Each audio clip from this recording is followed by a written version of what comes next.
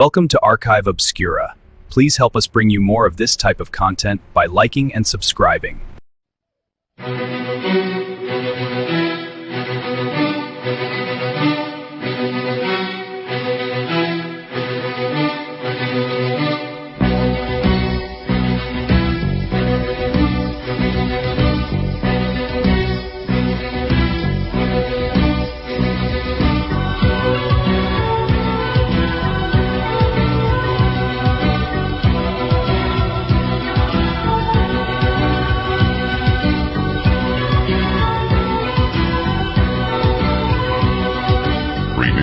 Networks presents Art Bell, Somewhere in Time.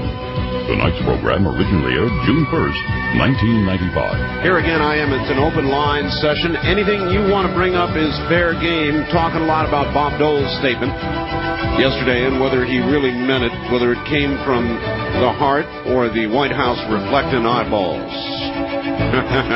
Here's a facts on the subject. Art, Bob Dole could be committing political suicide by keeping this anti-Hollywood thing up.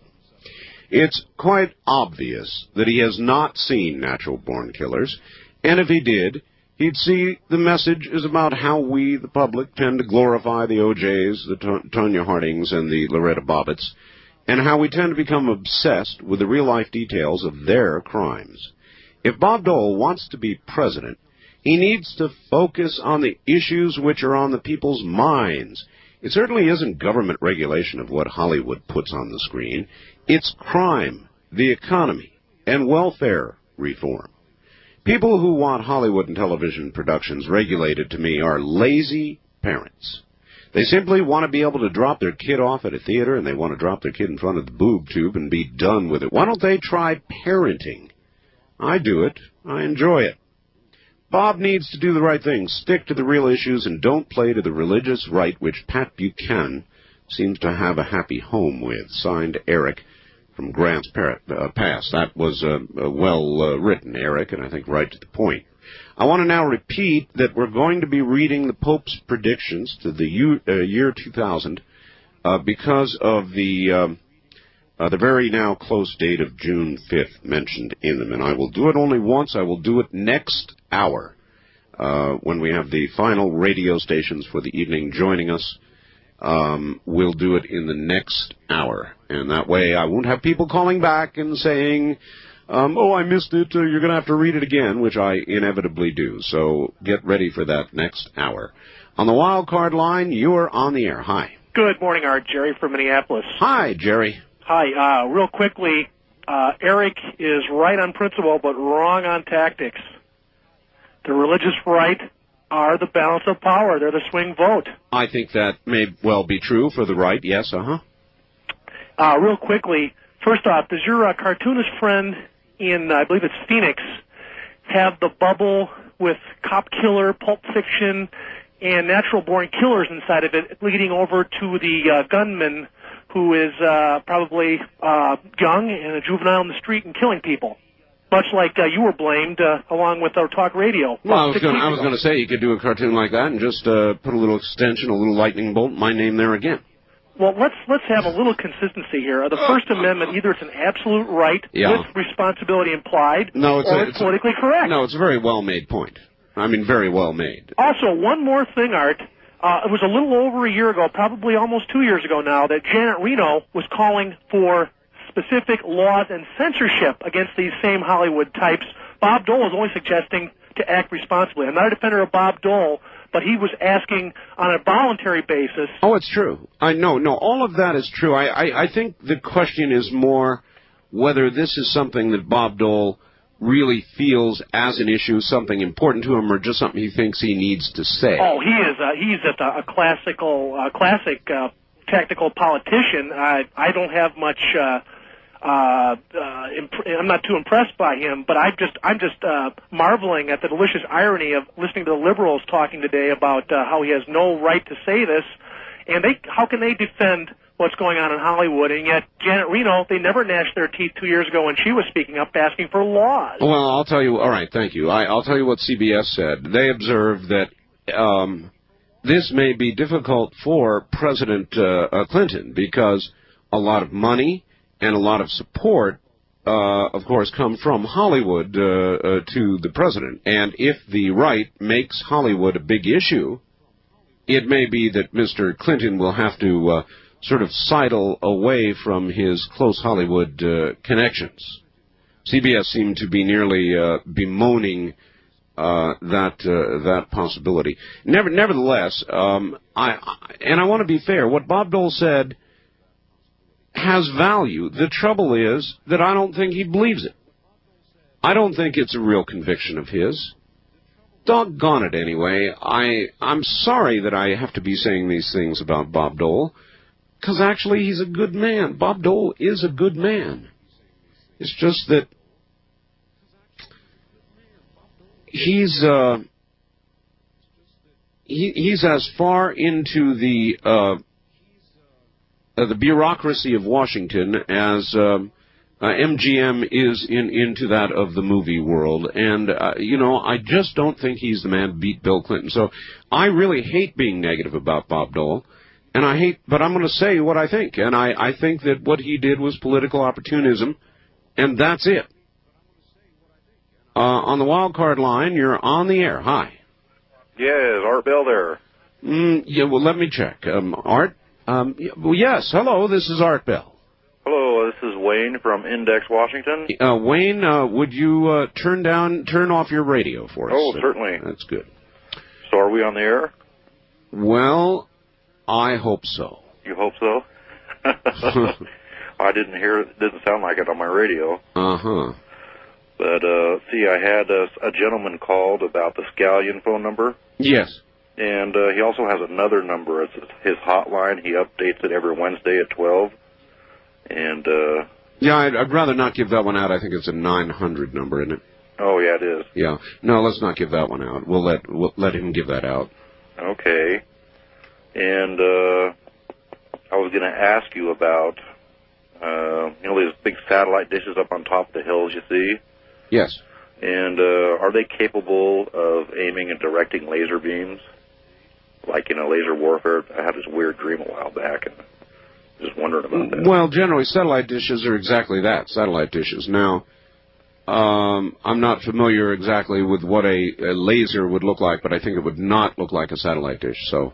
Uh-huh. It would obviously have to have some reflective properties, so I really can't answer your questions. It's for talking to Martians or something. I don't know. Uh-huh. All right. Well, thank you. All right. I have no idea, sir. Thank you. West of the Rockies, you're on the air. Hi. Hi. Is this Art? Yes. Yes. This is Two Birds from Gates, Oregon. Gates, Oregon. Right. Your name is Two Birds? Right. Okay. I'm an Indian. Oh! I guess that would be a Native American name. Okay. Okay, Two Birds. Welcome. Yeah. I have some information. There's been a lot of talk about conspiracy theories lately. Americans love them. Yes. Well, I happen to have some information about a conspiracy fact about the... That can't be. I mean, if it is fact, then it is not a conspiracy. It's fact. Oh, well, then I mean, it a is conspiracy by its very nature is a theory, right? Well, wait a minute. I guess you could be convicted of conspiracy. Sure. Then it's okay, I see. All right. Okay, Two Birds. Let's get to it. What is it? Okay. I don't know if you're familiar about the the true 13th Amendment to the Constitution. You mean an amendment that's not there now? Right. There was an amendment that was ratified on December 10th, 1812, and through a conspiracy of the Fat Cats and their agents working to undermine the Constitution, they arranged to have it disappear over a period of 70 years. Wow.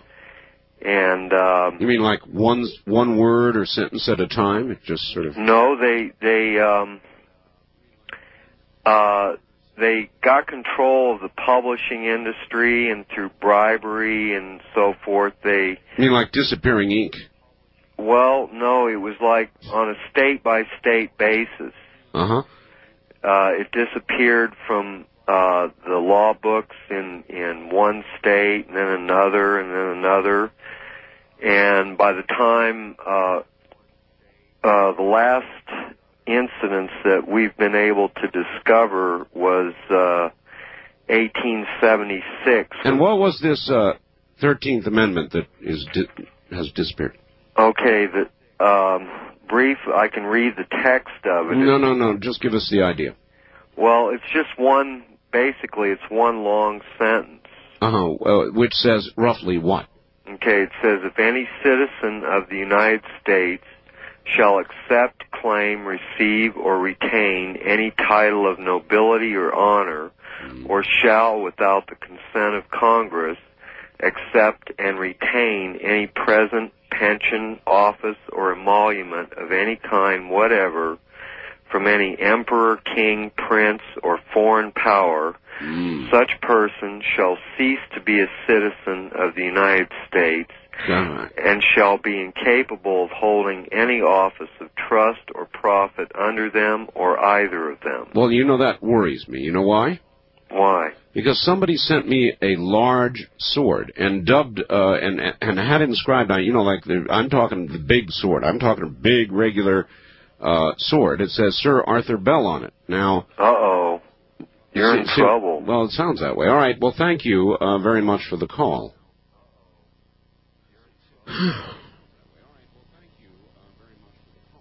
Guess I'm in trouble, huh? What am I going to do with the sword? Jeez, I've lost it all. But then again, that amendment's lost, so what the hey.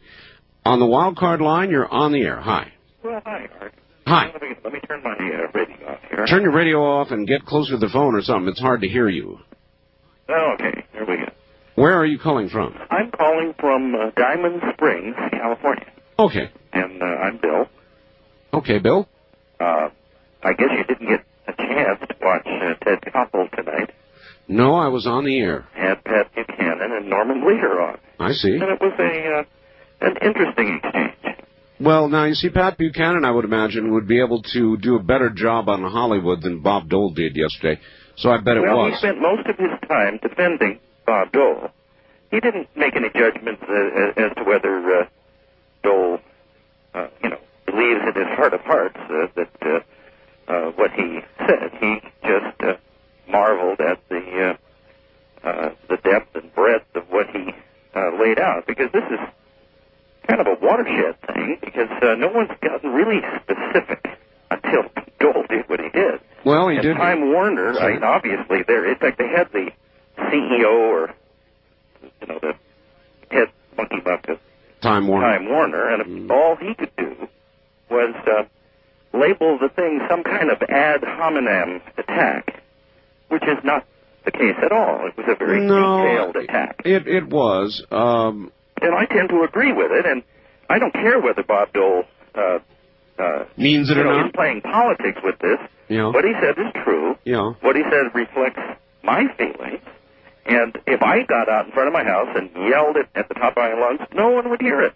But Bob Dole just happens to be a candidate for the presidency of the United States, might even become it. And so the press makes note of what he says. So I'm glad he said it.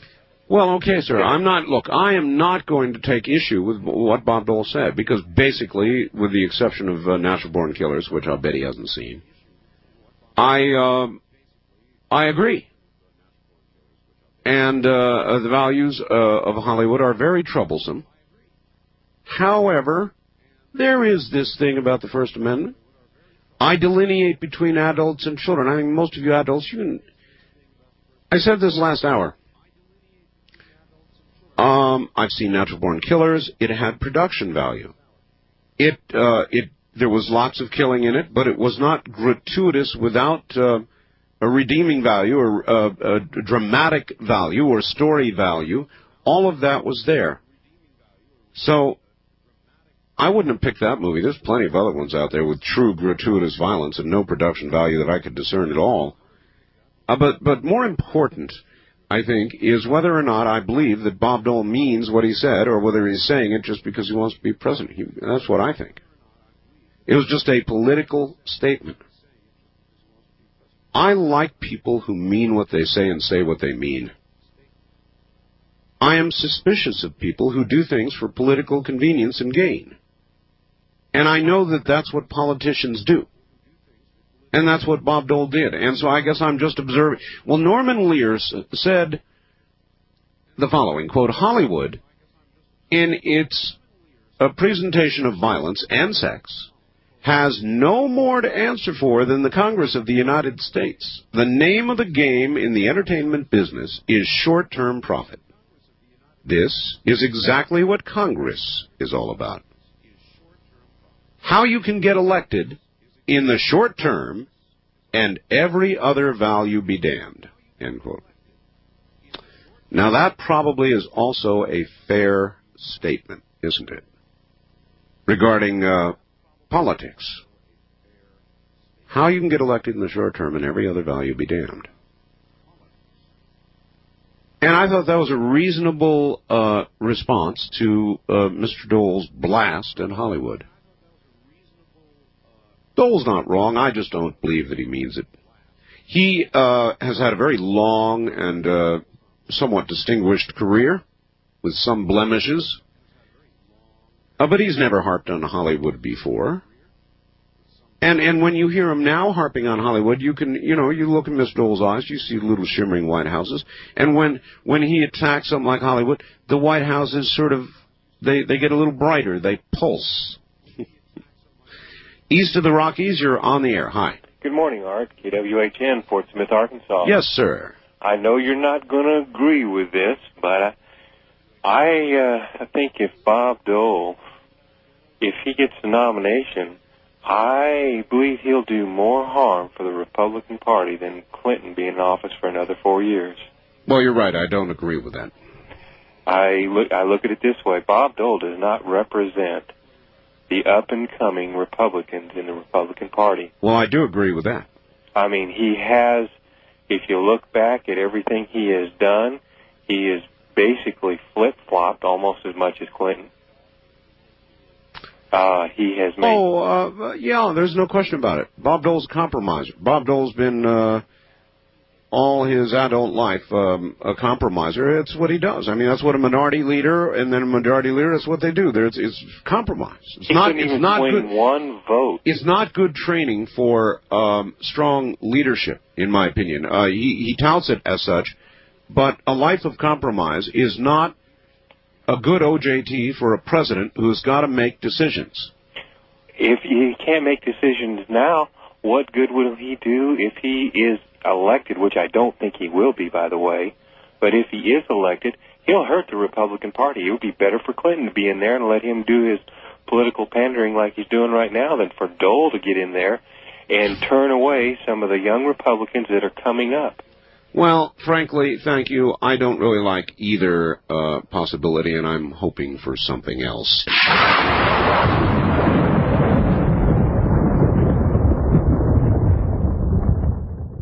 Wildcard line, you're on the air. Yeah, hi, Art. This is Eric in Bellingham. Hello, Eric. How's it going? Fine. I was watching a thing with Newt Gingrich. I believe he was on, I don't think it was Nightline. It was on one of the major networks, so it was while you were out of town. Yes. While you were on vacation. Right. And he was asked straight out if he planned on running for president. And he had said no, that he plans on staying as speaker and right. focusing on his accomplishments as speaker. I know. Oh, okay. Well, I know he said that. Okay, yeah. I wasn't too sure people were clear on that, but man, I tell you, that would be a good race. I had a opportunity to watch him speak on C-SPAN.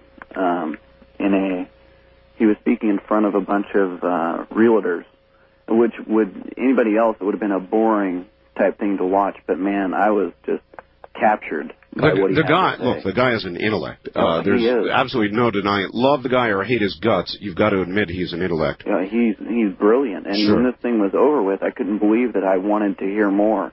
And he's talking about, the economy and raising or lowering interest rates for, houses and whatnot. But he was able to go on about some of the other political aspects. I thought it was quite fascinating, actually. Well, I'm sure it was, and he certainly is, sir, and I hope I've got my fingers crossed. He has said no Sherman-esque-like statements, and that always leaves the door open. In the last couple of days, he's made some statements indicating he might be beginning to think about it again, and, well, he should. Let me see if I can get this now. Dear Art, shame on you for implying all, or even most women, would react nicely to a fur coat. If a man gave me anything with fur on it, I'd feel like retching all night long. Oh, no, it's worse. She said, it's not retching. I would feel like reacting all night, like Lorena Bobbitt. Oh, that's terrible. Then she says, welcome back. Signs it, Liberal Sue in Illinois. P.S. You're right about Bob Dole. Well, just let me remember that, Sue. I think most women, I stick with that. Most women, I think, would very much enjoy a fur coat, Sue, but certainly after what you've said, far be it from me to give you anything with even a little hair on it. I mean, I'd brush it all off, whatever it is I ever gave you, Sue. That's a liberal named Sue. I'm waiting for her to call in. You're listening to Art Bell, Somewhere in Time, on Premier Radio Networks. Tonight, an encore presentation of Coast to Coast AM from June 1st, 1995.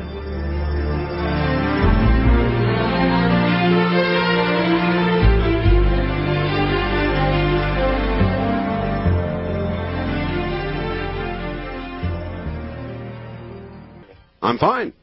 Well, I just had a couple of questions for you. Well, actually, one thing. The guy who's calling about the satellite delay? Yes. Basically, that would be a result of the signal having to travel farther, wouldn't it? 23,000 miles up and back. I mean, that's a lot further than any landline would have to go. Well, it is, but they also get those delays with landline as well. Sure. And a lot of times it'll produce a very annoying echo, and they've got a lot of equipment to combat that. So I'm really not sure. I know that sometimes we get great connections from Alaska. Sometimes we get very poor connections with a great deal of delay. Where are you? Actually, I'm in Santa Barbara. Santa Barbara. Well, see, there's no delay at all. No problem. Hey, last night I heard a woman call, and she said she found recently a brother in North Carolina that was given up to adoption, et cetera, and she asked what frequency he could hear on, and then she had another question, and you said you'd come back at the top of the hour or after the news and answer it. I'm not sure I ever heard that. And I forgot what her question was, but I remembered. It was, were the psychic hairs on the back of my neck standing? That's right, earthquakes. Mm-hmm. Okay. Well, basically what I was calling about was that I consider myself pretty much a typical Republican, a mix of your moderate to conservative and maybe some surprisingly, I don't know, you could probe me and find maybe some liberal-type leanings, but basically a middle-of-the-road Republican. And I agree with you that Bob Dole, I don't think he would end up being a viable candidate because I don't think we should fool ourselves. The real trick here. Well, so what's going on? Here I am with that view, and you with that view. You've just described yourself about the way I describe myself, and yet all the polls show Bob Dole, I mean, is so far out in front, it's not even funny. So we are not typical. Well, if I can use the sports analogy, baseball. You start off kind of on one angle, and you end up going to the right, and you come all the way around. You end up coming to home. It ends up being the middle. Now, basketball and football, they end up switching sides at the half, so you can't really use that. So let's say the Republicans end up going to, lead off, and they end up towards first base. So I guess that means Democrats run the bases backwards, as far as I'm concerned. But what I'm saying is that everything's geared towards the people that vote. I hate baseball. You shouldn't use baseball analogies. Well, it's the only thing that seems to be fitting for me, but I'm disenchanted with it myself. But let me just get back to what I'm trying to say is that not very many people vote, frankly.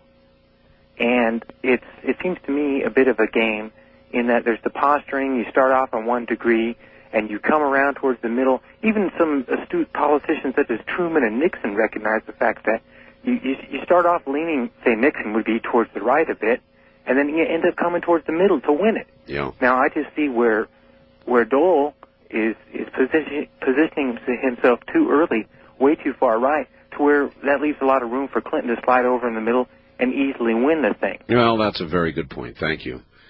What you have to do generally is, as you're headed toward the convention and the nomination, you do have to go either very far right or very far left. Because those are generally the delegates and the people who attend the conventions. They're very much at the extreme. And then after that, when you get into the real campaign, you've got to pull yourself back to the center. So that is right. It's just that somehow, what Bob Dole did yesterday seemed... God, I hate doing this. Insincere. Now, that's a very rough word, and it may well be that Bob Dole does feel somewhat this way, but it seemed like a purely political blast with one particular intent. That was to attract the religious right as much as possible from Pat Buchanan, who, by the way, I think is the genuine article. I don't even like saying that. I mean, Bob Dole is a genuine article in the sense that he is a good man with a lot of distinguished service to the United States and a great war record and a hell of an individual and a very brave person, and he's all of that. I just don't think that he's the right man to run against Bill Clinton. And to me, that's important, because as I sit here contemplating the possibility of another 4 years of Bill Clinton, the psychic hairs and the political hairs and even the hair hairs all stand up on the back of my neck. On the first-time caller line, you are on the air. Yes, Art. I wanted to ask a couple questions, and I'll take my answer off the air. Okay. I'm calling from San Francisco. My name is Cindy. I'm listening on KSFO. Oh, the big one up there. Yes, Cindy. Yeah, I wanted to know, when's the next time you're going to have Mr. Scallion on? And in your opinion, do you think that the scenario, the latest one he predicted, has begun since the earthquake in Russia happened? All right. Thank you. Let's see. Next time I'm going to have Mr. Scallion on. Well, I don't know. We did a gigantic show with him, as you know, not long ago, 4 hours. 4 hours. It's the longest interview ever given to anybody by Gordon Scallion. So we'll wait a little while. I mean, Gordon will come back on if I ask him to. And now, that may be influenced by what happens with this cycle. Now, the earthquake in Russia, about 30 miles from the Japanese coast, may well be, and according to Gordon Scallion, may well be the beginning of the cycle of the larger quakes. If it is, and if I see this cycle progress as we all fear that it might, then let me put it to you this way. Before the cycle gets past South America, I will have Gordon Michael Scallion back on. Depend on it. So I'm watching the present cycle very carefully, and we will see. How's that for an answer? Best I can do. East of the Rockies, you're on the air. Hi, Art. This is Craig in Memphis listening on WNC. Hi, Craig. Hey, I heard that Bob Dole mentioned the movie True Romance. He did. I've not yet seen it. I've seen it, and it was great. It really didn't have that much sex in it, but it was very violent, like all of Tarantino's movies. But Well, I tell you what I think would be interesting and probably won't happen. Bridges of Madison County is going to be a smash. That's what they say. Well, and what does it deal with? It deals with a woman having an affair. Well, say, I didn't know that. I'm sorry. I don't know much about it. Well, that's just what I've heard, but I haven't read it myself. But it as far as morality and all, you won't hear anybody attacking that, I don't think. And it's, very popular. Well, I think the ones he picked were easy targets. I think that, I'm sorry, but I think that it was just a sort of a political thing for Bob Dole to do. And because I think that, it makes me less interested in Bob Dole. I mean, there's a lot of really important issues right now that Bob Dole could have used his present forum to pound on. I mean, really important stuff. Bosnia comes to mind. Leadership in a situation like Bosnia comes to mind. There are just all kinds of things. The welfare state, the fact that Clinton really hasn't done anything. Health care. all kinds of issues Bob Dole could have used the forum to pound on, but he took an easy shot, and he did it for an apparent, to me it was very transparent. There's one other thing I wanted to mention. Back when Perot was running for president, I pretty much liked a lot of what he was saying, and I was glad to hear someone, first start talking about deficit spending, right? Which, it was a brand new topic. But the thing that got me disenchanted with him was there was some kind of neighborhood that had a real bad drug problem somewhere in Texas, and he said, just give me a couple of weeks and I'll solve it, and saying how he would, just block it off and go door to door, and I remember that. Yes. And that is when I was like, no way. I mean, everything else about him, even though he was kind of quirky and crazy, I liked it. But then the thought of someone just, a police state in this one little place, but things like that can just keep happening, and that's when he lost me. I appreciate your call, sir. Thank you. Yeah, I remember that. I remember that statement, as a matter of fact. I liked Ross Perot, for the most part. Ross Perot is kind of crazy. Ross Perot is a bomb thrower. Ross Perot is a man who will say exactly what's on his mind.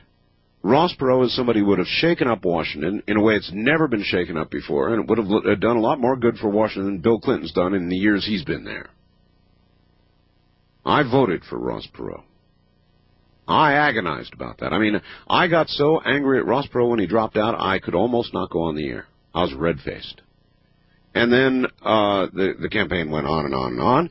I'm looking at George Bush, and I'm looking at Bill Clinton, and I'm going, I just can't do it. Got to sleep at night, and so I went for Ross Perot. And I can see a scenario building this time when I would go for a third-party candidate. Maybe. It depends on who the Republican nominee is. If it's Bob Dole, I may have a problem.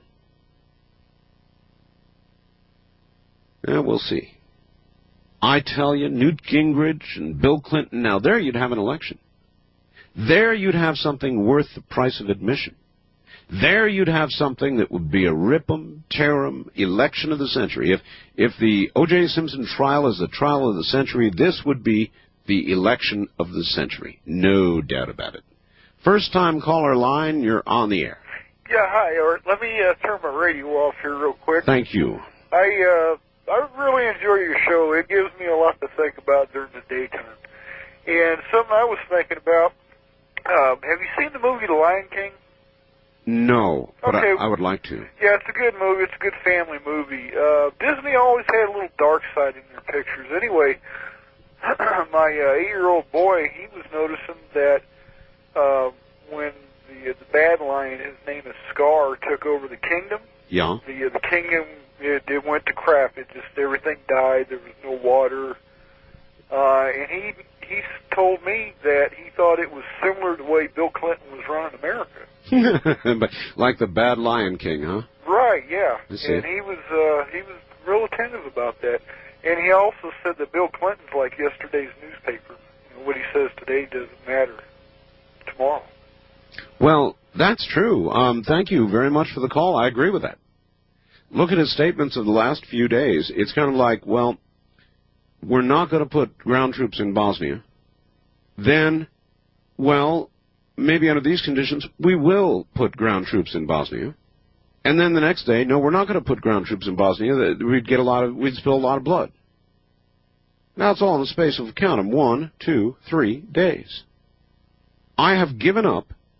I really, really have given up listening to Bill Clinton. I just simply don't believe anything he's got to say anymore. It's all contingent on what the reaction is, apparently. He just does not make decisions that he sticks with or that he really... See, I guess what I want, and it's the same complaint I have with Bob Dole, I want somebody who really believes what he's saying. I think that's what attracted me to Perot. Wild a man as he was, the guy believed what he was saying. A lot of what he said was very good, too. He had the strength of his convictions. That's what I liked about Ronald Reagan. The strength of his convictions. Who have we seen lately like that? I even have complaints about Gingrich, but he's pretty good. I have complaints about I'll tell you another man with the strength of his convictions is Pat Buchanan. There's no question about it. I like Buchanan. I just don't think he's going to be able to do it. But if he begins to catch fire, and I would do whatever I could do to help, I'd be in there plugging away for Pat Buchanan. In the meantime, I'll say it again, Gingrich, Clinton, there you've got a real election.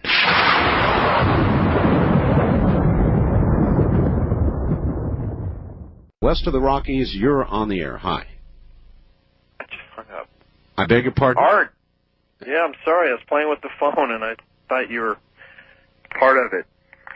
Hey, and when you visit over into China, do they have all the controversies like they do here with their government? Or because they're communists, they're just quiet about it? Well, their attitude about dissent is a little different than ours. Yeah. They shoot people. Well, that's not fair. Don't laugh. I believe that. I mean, a few cracks about the leadership there, and you can be body parts. Yeah. Yeah, I was just curious over that, because we here in America having our freedom of free speech and all, with all the controversy over this new coming elections of the presidents and all that, I was just curious to hear what you'd recently found out over there. Well, that's it, sir. Yes, thank you. Before you can say 7.62, your liver's in somebody else. On the wild card line, you're on the air. Yeah, Art, how you doing? Doing fine, sir. Welcome back. Thank you. I wanted to tell you how much I appreciated, I think it was the just plain gentleman you had from the middle of nowhere in Oregon. Oh, he calls himself radio's regular guy. Yeah, there you are. Yeah, he had a guy talking on there a while back about the Philadelphia experiment. No, that was me. Well, yeah, that's right. That was you. That's right. I'm sorry. It's all right. Excuse me. I find those very, very fascinating. Just real quick, I've been hearing a lot about Bosnia.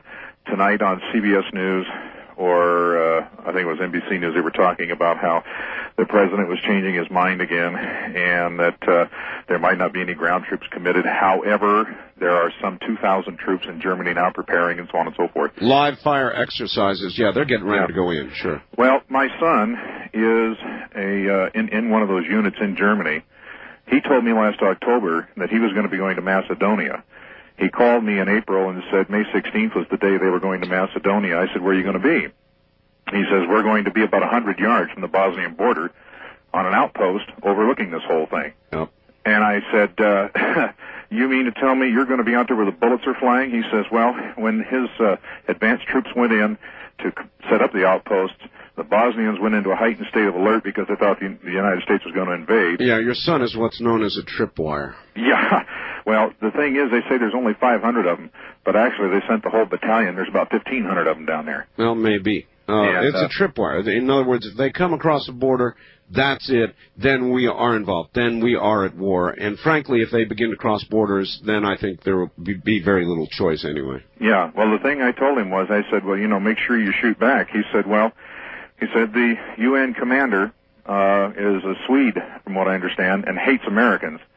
And he wasn't going to give them that authority until after he saw them go out and practice for a couple of weeks and decided that they could have the authority on a limited basis to defend themselves if and when necessary.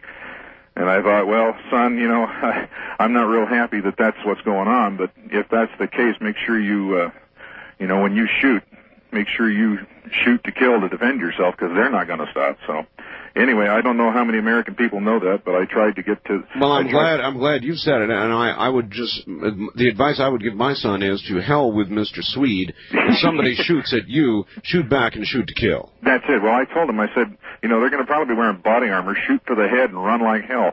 But anyway, I tried sort of a modified Gordon Liddy thing. Well, I told him, I said, look, I've tried to let CBS know. I tried to tell NBC. Nobody's interested. That we've already got troops just right on the verge of going in. And I thought, well, I wish somebody would say it, but nobody has. So, but anyway, thank you for the opportunity. Keep up the good work. Thank you, sir. They're really not on the verge of going in. The troops in Macedonia are there as a tripwire. And what that means is that if the Serbs come rush across the border, anybody comes rushing across the border, and Macedonia begins to be involved, then we're saying that's our line in the sand. we will then truly be involved. And by the way, I would back that idea. We just cannot let the Serbs run wild and begin to do a Hitler on Europe. So, that part of what we're doing, I think, is appropriate. We don't want another Germany, do we? But we don't have one yet, and that's not what's going on, and so I'm not ready for the big fight. But apparently a lot of people back in Washington are. We're going to be reading the Pope's predictions to the year 2000 in the next hour. You're listening to Art Bell Somewhere in Time, tonight featuring a replay of Coast to Coast AM from June 1st, 1995.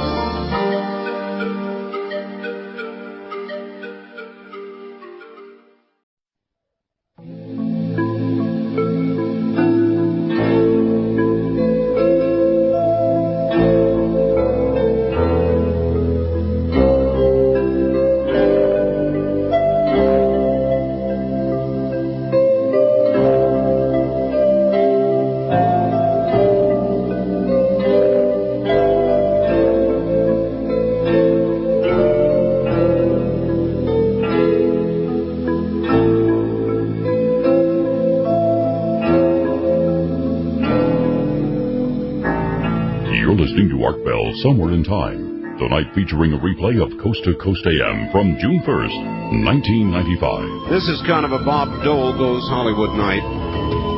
That's unfair. Bob Dole Hits Hollywood night is more like it. Campaign 96 underway is more like it. CBS called it Sex, Drugs, Rock and Dole. Rock and Dole. He attacked Hollywood, their movies, their producers, their values, the record industry as well. He sees it as graphic and gratuitous violence. He said the entertainment industry is debasing the culture, that's us, with indecent movies and deviant music. He said, quote, "A line has been crossed, not just of taste, but of human dignity and decency when Hollywood's dream factories turn out nightmares of depravity," end quote. He cited Natural Born Killers for its violence, True Romance for its sexually explicit scenes, and blasted Time Warner, Two Live Crew, that kind of thing. To Time Warner, he said, quote, "I would ask the executives of Time Warner a question. Must you debase our nation and threaten our children for the sake of corporate profits?" End quote. So, the only question I have for you, Bob Dole, incidentally, news this hour was that Time Warner was a contributor to Bob Dole's campaign. My question is whether you think Bob Dole is sincere, or whether the little white houses that can be seen in the pupil of his eyes, whenever he gets a good close-up to the camera, are pulsating. In other words, has he just taken a political shot? And I'm sorry, but that's what I believe. And I'll say it again and again, Bob Dole is a good, honorable person. He's a good man. He's a politician. And he's, in his career, he's not been known to take shots at Hollywood before. And so I think this is just, it's the campaign. And I think it's an attempt to co-opt some of the religious right vote that otherwise, no doubt, would go for Pat Buchanan, who, frankly, though I don't think he has a great chance at the office, is the genuine article. I mean, if the religious right really wants to cast a vote for somebody who really means what he says, I know that sounds harsh, then I think Pat Buchanan would be your guy, not Bob Dole. I see what Bob Dole's trying to do, and I'm not buying it, I guess. Norman Lear said the following, quote, "Hollywood, in its presentation of violence and sex, has no more to answer for than the Congress of the United States. The name of the game in the entertainment business is short-term profit. This is exactly what Congress is all about. How you can get elected in the short term and every other value be damned, end quote. So that's probably true too, isn't it? So I'm kind of not buying what Bob Dole is saying. I'm also not buying what the president is saying, by the way. 3 days ago, it was no Americans on the ground in Bosnia. Then a couple days ago, it was, well, Americans might go indeed to the ground in Bosnia. We've got to go in and rescue the UN, or help them, worse yet, to reassemble in more defensible positions to do God knows what, which was really ridiculous. Then last night he was in Montana saying, well, no, Americans, there would be a lot of blood spilled. So I have no idea what it is that Mr. Clinton is saying. Quite clearly said yesterday was that the UN prisoners of war, and that's what they're calling them now, and the Serbs are calling them, that if we go in and try to rescue them or do anything else, there's going to be a blood bath. And I would imagine the Serbs mean exactly what they are saying. I would think this is a good time for diplomacy, and the diplomacy ought to be to go to both the Bosnians and the Serbs and say, we're ready to get out. Now, what do you guys think? We can do this the easy way or the hard way, and we'd rather do it the easy way. You open a path for the UN people to get out safely, and we'll get out of your hair, and you can fight all you want. Now, there's a piece of diplomacy that I like. Involves not sending U.S. GIs over there. It's just going to both sides and saying, you know, let's have a timeout. You want to have a war? Cool. We want to get the UN guys out. We don't want to shed a lot of blood doing it. Let them out. They'll be out of your hair. Get both sides to agree to that and leave. Anybody think that might be a good idea? When I was in the Tokyo airport, I came upon a lady beaming, very happy. She'd been in Ho Chi Minh City or Saigon, whichever you prefer. And she had a little baby with her in a stroller, a little Vietnamese baby, and she had just adopted this baby, spent two months there adopting the child. And in the airport, you know, she was a proud new mom, and I was happy for her, but I thought, gee, why did she go all the way to Ho Chi Minh City and adopt a Vietnamese child when there's so many American children that could, you know, need adopting? And then I saw a report on CBS and the CBS special last night that told me exactly why. American courts, I'm sick of these stories. Baby Richard, baby Johnny, baby Mary, baby this, baby that. Parents adopt children. Years later, the natural parents come back and go to court and take the child back. The courts are giving the children back. That's horrendous. Horrendous. And it's no wonder. Now I understand why the lady was over in Ho Chi Minh City, and I don't blame her a bit. So I thought that would be a good subject. Mostly the comment, I must tell you, has been kind of divided. I would say the lion's share of it, Bob Dole and his blast at Hollywood, and then the rest of it Bosnia and scattered other topics. So that's where the morning has been so far. I have promised something, and I'm now going to deliver. Well, as a matter of fact, let me get a couple of things out of the way here, and then I will deliver. I said that I would read the Pope's predictions to the year 2000, and in just a moment, I am going to do exactly that.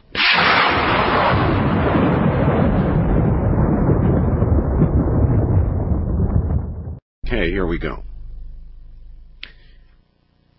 I have not been able to confirm whether the following is true or false. What I have in front of me is an article from a publication called Insight. The name of the article is A Pope's Predictions to the Year 2000. I warn you, some of this may be disconcerting to many of you.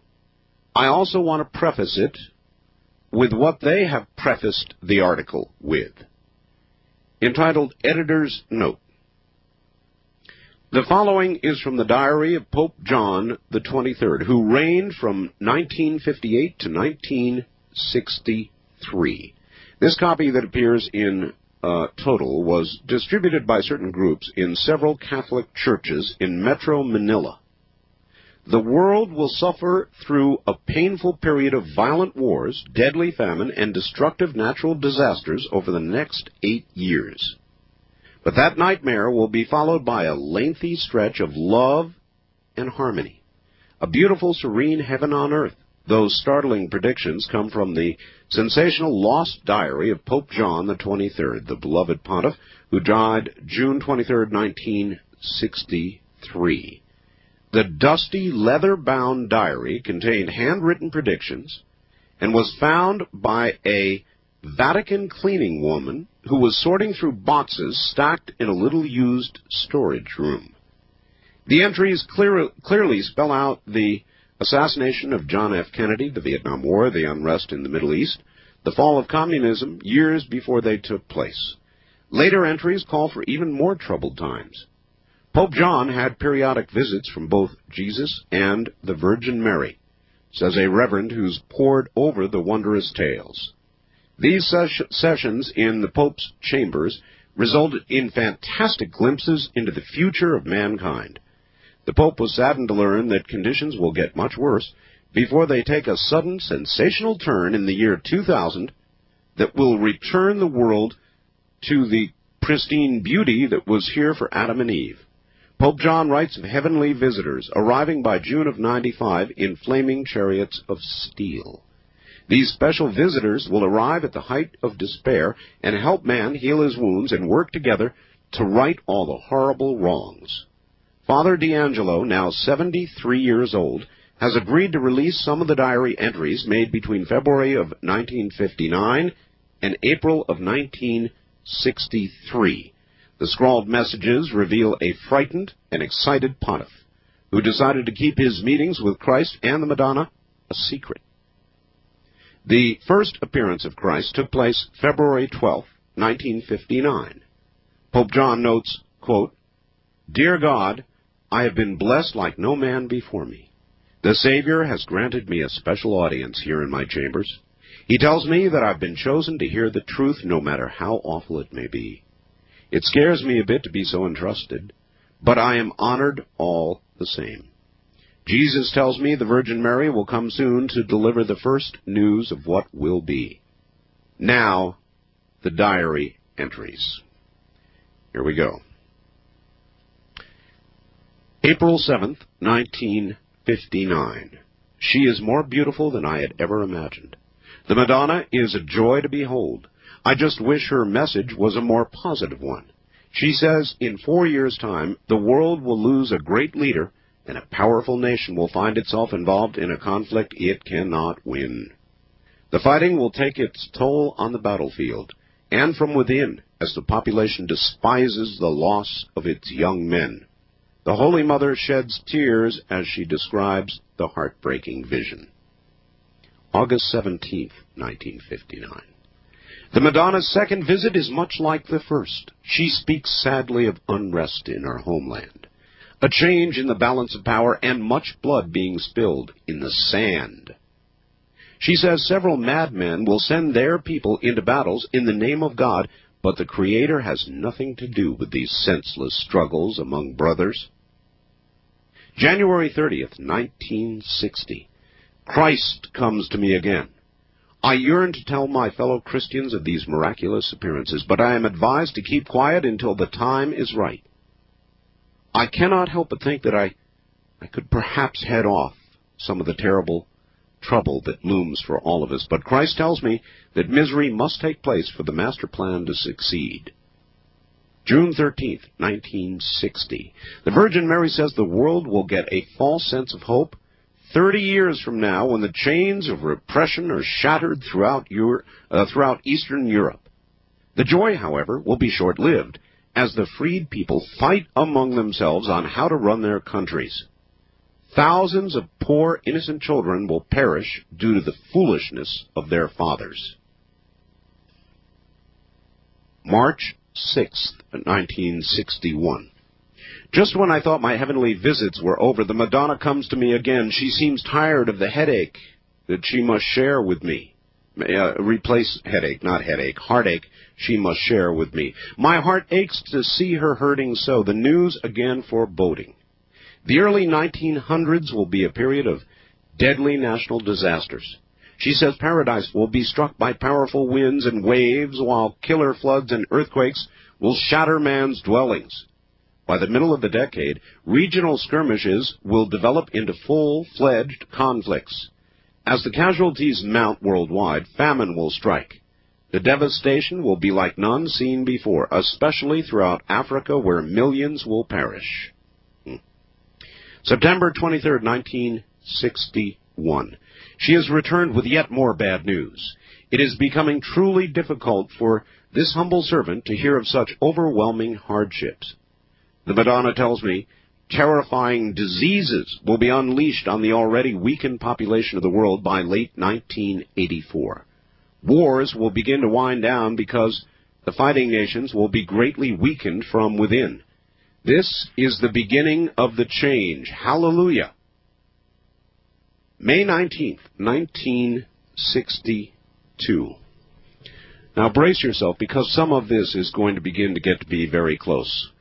From the heavens will appear the saviors. They will arrive June 5th, 1995, and begin the task of assisting in the cleanup and repair of the environment in the crippled countries.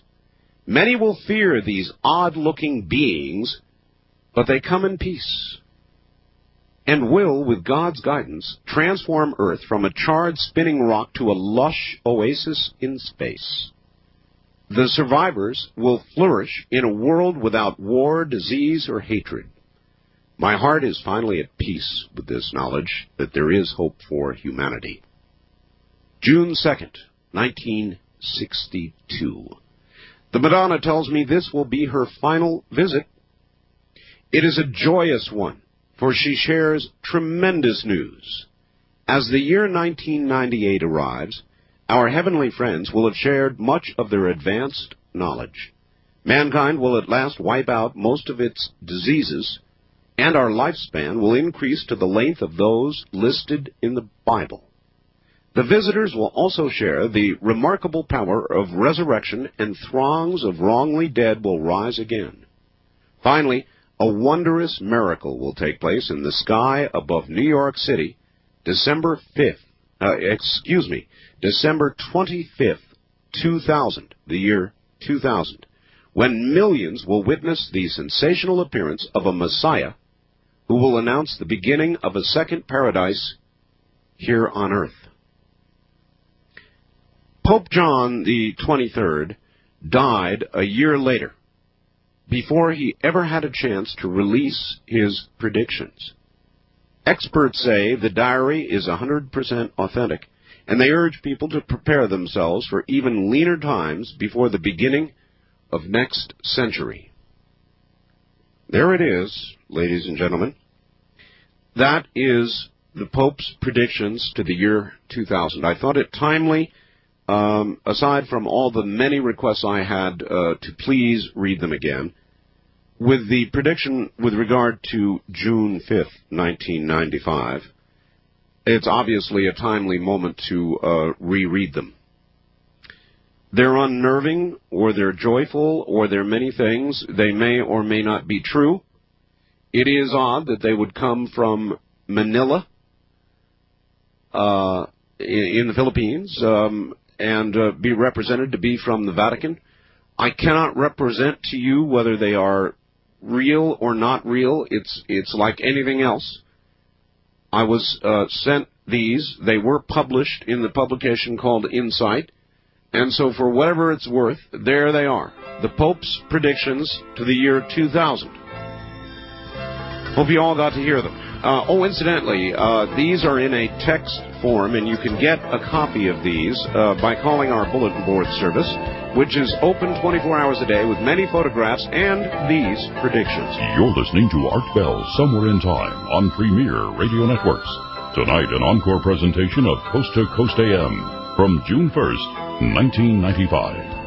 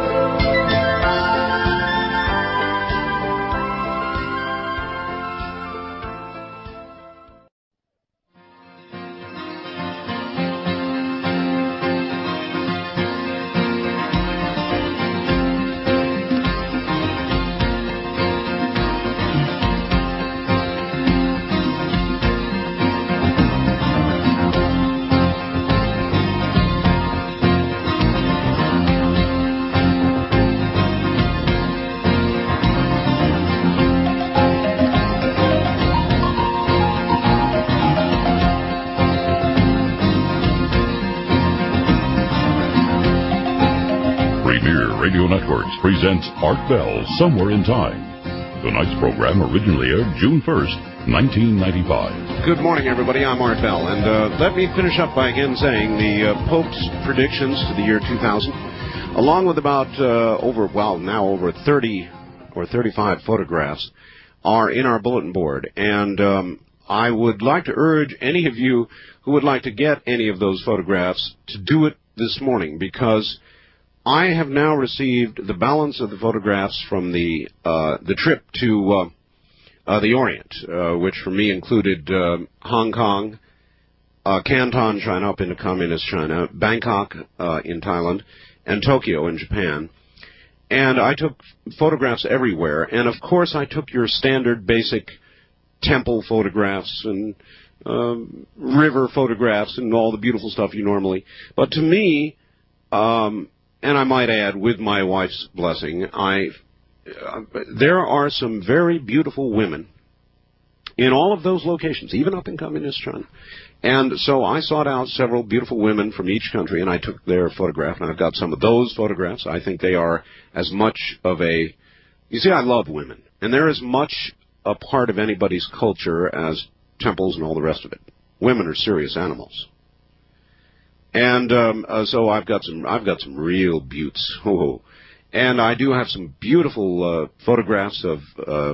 all kinds of things that had to do with the trip, and I think I'm going to be posting those probably, no guarantee, but probably tomorrow. So if you're going to get into the bulletin board, you ought to do it now, because once I post those, it's going to go nuts and nobody's going to be able to get in. We've got a lot of other things we're going to do, too, by the way. We're going to put Bob Crane's, I'm going to put Bob Crane's lineup, photographs of his lineup in that bulletin board. I'm going to put pictures of Dexter Yard's flowers in there. In fact, I may do that tomorrow. We're just going to put all kinds of things, and there'll be a chronology of the whole China trip in there photographically. Now, for those of you that don't have computers, we're going to be publishing a lot of good color photographs of the same stuff in our newsletter. So if you don't have the newsletter, here's how you get that. It's just $29.95 a year, and frankly, you ought to get the newsletter even if you do have a computer, because there's a lot in the newsletter that never does appear on the bulletin board. From Bryn Marie in San Fran, personally, I'm afraid I cannot take Robert Dole's rant against the entertainment industry too seriously until he mentions Arnold Schwarzenegger by name. I mean, if there's anybody in the entertainment biz who's guilty of making movies that are chock full of gratuitous violence, it's Arnold. But tell me, how likely will that be? Arnold is a Republican. As soon as Dole is sincere enough to wag his finger at everybody who promulgates violence in the industry, and not just rap stars, then I'll give him some serious consideration. East of the Rockies, you are on the air. Good morning. Hello. Hello. All right, now, do you know why you're stumbling and you don't know what to say? It's because you have your radio on. Do the wild thing at 702-727-1295. No. We're not allowed to use last names on the air. Oh, okay. So I had to just eliminate your last name. Your name is Poindexter. Yeah. That's an interesting name. Yeah. What do they call you for short? Nothing, that's it. Poindexter. Yeah. Okay, Poindexter, let her rip. All right. I just want to say that Patty Duke needs to beat up Sylvia Slagelmeyer 25 times with the apricot that she mashed on that scooter. That just, you know what I'm talking about. I don't have the slightest idea, Poindexter, but I appreciate the attempt. Wildcard line, you're on the air. Hi. Yeah, Art, this is Pavo. Long time no see, Kyle. Nah, I'm just kidding, Art. I can tell it's not Pavo's. I'd know Pavo's voice instantly. Okay. Hey, I guess Clinton's really serious about gearing up for the 96 election. He's making more cuts at the White House. And he got rid of the convertible at the White House. He never did like a draft. He got rid of who? The convertible at the White House. You know, the convertible? Yeah. And because he never did like a draft. Oh. Sorry, I guess I should laugh there, but somehow it didn't hit the point. Anyway, did you hear at the O.J. trial when think it was Cochran was talking to Simpson. Is this another joke? You can't stand them, huh? Well, I mean, no offense, but if they're good. Well, okay. Anyway, Cochran told them there's good news and bad news. The bad news, they found O.J.'s blood everywhere, at the murder scene, in his car, in his home. Mm. And O.J. said, well, what's the good news? And he says, well, your cholesterol's down. Okay. Keep your day job. There is actually some the one really serious piece of news to come out the last couple of days, I thought was, and the prosecution's going to have to figure out a way to deal with this. But of all the blood samples taken, the blood sample on the fence, you remember the one that was taken late out on the fence? And the blood sample taken from the sock. You remember the sock, right? These are the ones that the defense contends were setups, planted. The DNA people, the blood people, were forced to admit that there was much, much more DNA in those two samples, human DNA, than there were in any of the other samples taken, not only those in the dirt, but those in the concrete, and so forth and so on. Much more human DNA, indicating that they might have been fresher. Now, this really does give the defense an opening to say, aha, you see, it was planted. And I wonder how the prosecution is going to deal with this. Now, there was some testimony attempting to say, well, dirt, the common variety dirt, when it interacts with human blood, tends to dilute or do something strange to the DNA. But now bear in mind that a lot of that blood was taken from locations other than those with dirt. So why would there be more DNA in those samples that had been, for the one, for example, out on the fence, that supposedly had been there and out in the weather for a long time?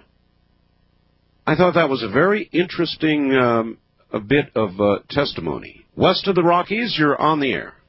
I'm just Josh in Portland. I'm 14. Hi, Josh. And it's my first call. Well, welcome. Yeah, my first listen on KEX. Yes, sir. And I just want to know what station I could get from Quitman, Mississippi, because I'm out visiting my dad for the summer right now. Where are you going in Mississippi? I live in Mississippi, in Quitman right now, but I'm visiting my dad in Portland right now. Well, let's see, Mississippi. We're not in a lot of areas in Mississippi. We are in Greenville, Mississippi. Is that anywhere close? That's pretty close. Oh, yeah? Okay, then try WGVM 1260 on the dial in Greenville, Mississippi. Throughout the rest of the state, WOAI in San Antonio is heard very well, so you'll get us one way or the other. They're 1200 on the dial. So listen between 12 and 13, you'll find us somewhere. Okay. Okay? Okay, and I just want to make a note to Poindexter. He needs to just get a life or something, because he's a geek or something. Well, I got to go right now. I got to go, too. Okay. See you later. Okay, bye. Somehow I have a feeling you know Poindexter. On the first-time caller line, you're on the air. Hello. Hi, Art. How you doing? I'm doing okay. Turn your radio off, please. You got it. This is John calling from San Diego, Kogoland. Yes, sir? And I just wanted to thank you for being the talk show host that you are. You're like the voice of reasonableness in the wilderness. I don't know. I hope. We both know it's a strange world out there, and it's nice to see somebody who's willing to examine that with a jaundiced eye, I guess I can say. Jaundiced? Yeah. As well as informed. The main reason I called was I was calling in reference to the gentleman whose son was in the Army in Macedonia. Yes, uh-huh. I was kind of concerned. I'm an Air Force veteran now of 10 years, and my major point was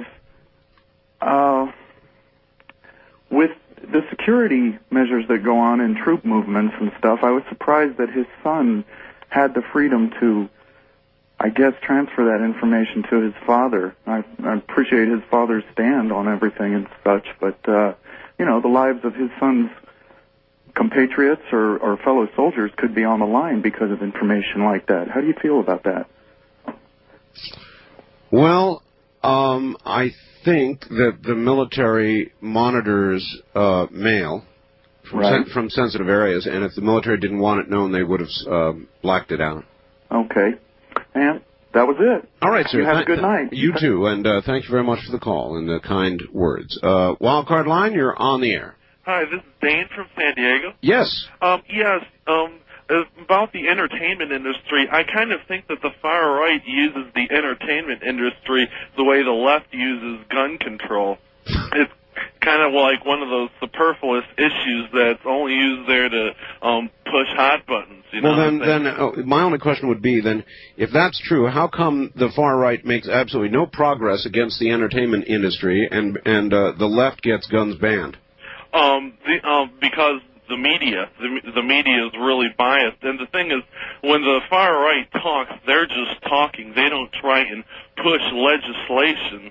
The far left pushes a lot of legislation, and which really gets to me. I don't take it too seriously when the left talks about entertainment industries. Now, if they tried to censor, that would really get to me. You know what I'm saying? Well, look, let's examine for a second. I really didn't think Bob Dole was very sincere. I thought he was just being political. But let's take his statement at face value for a second.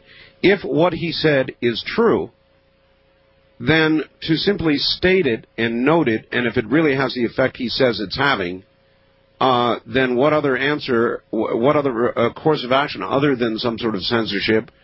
That's why they give R ratings, so people who can't discern between art and reality don't get in. I mean, if you look at the entertainment industry, I've got Entertainment Weekly in front of me. The most popular TV shows are Home Improvement, Friends, and the top movies are have basically been Forrest Gump, The Lion King. So, I mean, it seems to me that the most violent movies don't make as much money as the less violent movies, and the ones that are real violent are rated R. So I just saw Die Hard just recently, and they weren't letting kids under 18 in. They were telling them to leave the line. Yeah. So I think that's totally superfluous because that's what they make ratings for. All right, sir. Appreciate your call. I tend, with one exception, to be very much against any sort of censorship. And I'll say this one last time. I have considered and am a supporter of the idea. We can all scream about how parents ought to be responsible, and of course they should. They should decide what their children see. But we are in a nation, like it or not, you can't dispute it, of a lot of latchkey kids who come home at 2 or 2:30 in the afternoon, 3 o'clock. And the first thing that goes on is the television. Mom, Dad aren't there. TV goes on. Children are not adults. Child brains are not adult brains. I'm able to watch Natural Born Killers or anything else and put it in perspective and not want to go out and grab a gun and kill a bunch of people because I saw a movie. An adult mind is able to discern. I mean, there are exceptions, but they're few and very far between. A child's mind is a very different thing. It's in its formative stages. It's still absorbing. And it does not have enough life reference many times to understand what it's seeing is not reality. So it seems to me it would be reasonable. I like to advertise myself as a reasonable person. I think of myself that way. To control the content of television during the hours that children are coming home from school and are awake. After that, television can be television. I don't feel the same way about movies. They're rated. Parents need to make decisions. You've got to pay. You've got to make a conscious choice. Television is coming into everybody's home. So that's, so that's a sort of a mild call for some form of censorship. I realize that, and I stand by my statement.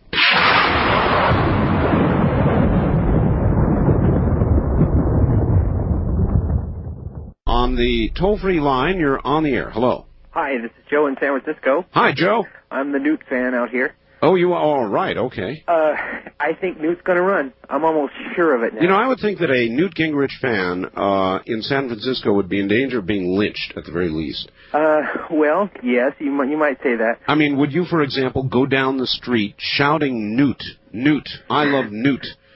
No, but I've had, conversations in public and haven't gotten killed yet, but... It's hopeful. Yeah, I think, I really think he's going to run. I thought there was no way. But the more I think about it, I think he wants to be the president throughout the turn of the century. I'll tell you something. He's made a couple of statements in the last couple of days that seem to begin to open the door. Well, he didn't say no, whereas before he said he had decided to call it off a few months ago. Right. But then on Meet the Press, he said, well, I don't know, I'm not going to rule it out. That's right. Then, now I know I think the wheels are in motion because he went off with Rush and William Bennett down and they had a powwow and Rush talked about it and said that, I think there's a 51% chance he's going to run. Well, I think it would be the single most exciting political race of our lifetimes. Absolutely. I can't think of anything that would be more fun. Anybody more equipped to come at Clinton, and Clinton would come back hard. I mean, they're both good campaigners. It would be something. Yes, and I think the Republicans, they're very excited. I mean, a lot of Republicans now I hear them saying that, he's doing good as Speaker. He shouldn't leave the speakership. He should stay there. He's doing great. Yeah, there is that. But, he's kind of at a zenith. I mean, a lot of the legislation that he, through his leadership, did get through. That's right. Without argument, is going to get bogged down in the Senate. Now, before there's sort of disappointment shifted back to him on that, he should grab the moment. The moment is just right, and go for it. I think so too, Art. I ought to be on his camp. I think I could advise him. Thanks a million for the call, sir. I mean, he's just the right person with the right personality and the right intellect at the right time for the right race against the right opponent, Bill Clinton. It'd be incredible. Incredible. Oh, well. Dream race. We'll see. Maybe he'll run. First time caller line, you're on the air. Hi. What I wanted to say is I went to a psychic fair in Portland. It was a couple of years ago. Actually, it was right in the middle of the Bush-Clinton election. Yes. And what they were saying, they were kind of evenly split on who's going to win. It was a toss-up at that point. The thing that I just jumped out at me yesterday, and I don't know why I remember this, one of the women said that Clinton would win, but it would be irrelevant because he would be the last democratically elected president that we would have. She didn't elaborate too much. I'm guessing some sort of martial law situation after that. What I was wondering is, the next time you had a futurist on, if you could ask him to comment? Oh, I'd be glad to. I have them on whenever I get a good one to have on. So Good. Sure. And I know it's a kind of a general thing, but I don't know why that jumped out at me. So, and also, the previous caller said something about a letter from a gentleman stationed in Macedonia. What was that? If you could just give me a brief thing. Well, that'd be rough. I'd rather let the man call back and do it himself on another night. It's one call per night. It was a letter from his son in Macedonia, and I don't want to misquote it, so I'll just leave that one alone for now. I'm sure he'll call back. Wildcard line, you're on the air. Let me turn off my radio, Art. Oh, do that right away. Yes. Okay. This is Jeff from Rockland, and I called and talked to you last night. Yes. When describing what I had seen, I didn't have a chance to tell you that what I saw was about maybe 40 to 60 yards above me and also made no discernible sound. Okay. And so You're the man who saw the triangle. Yeah, and I could be somewhat mixed up on the lights. I went to work tonight and talked to my buddy. We both saw the same thing. And I drew a picture of it right after we saw it. And it was so close to us that as it passed, you could hear the wind going through it, but not much of anything else. That's how close it was. It was just over the pine tree lines. Even more gently. Huh? Just sort of very gently, sort of a breeze sound, not a motor sound. Right, very slow. And it went by so slow, we wondered how something so big could support itself. And we weren't thinking UFO because it didn't look like anything we knew of a UFO. Sure. So we thought it was some kind of...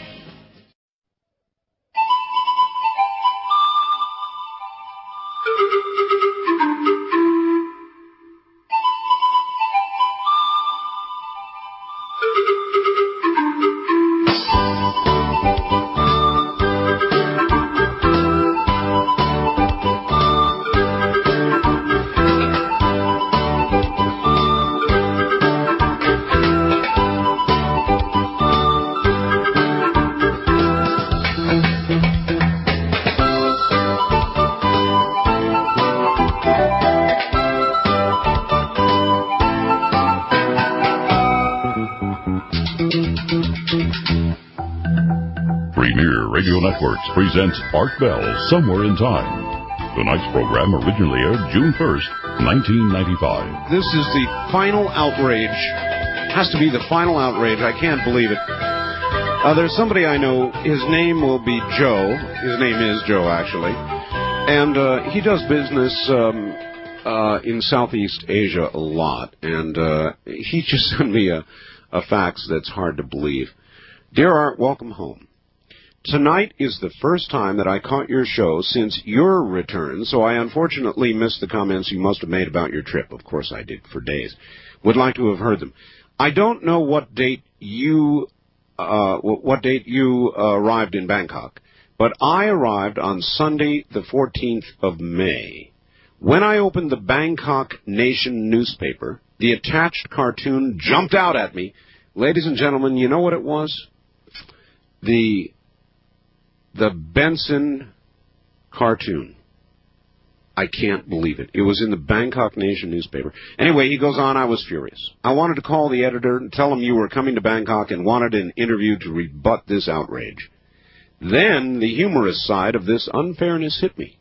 I could picture you settling into your hotel to start this much-anticipated vacation, having a gorgeous Thai woman with one of those incredibly beautiful smiles pointed directly at you as if you were the only man in the world, serve you a Singhao beer. That's what they have there. I had many Singhaos while I was there. And as you open the paper and spot this cartoon, you go into a rage, slander Buddha, and spend your entire vacation in a Thai jail. Hope it didn't happen. No, it didn't. But I will tell you this. Had I known it ran in a Thai paper, I would have been much more cautious about giving out my name.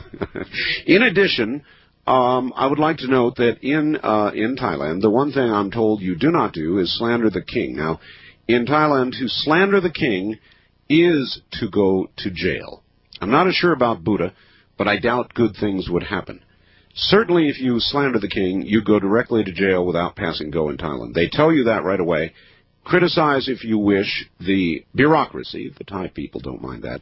But do not criticize the king. Very bad, very bad.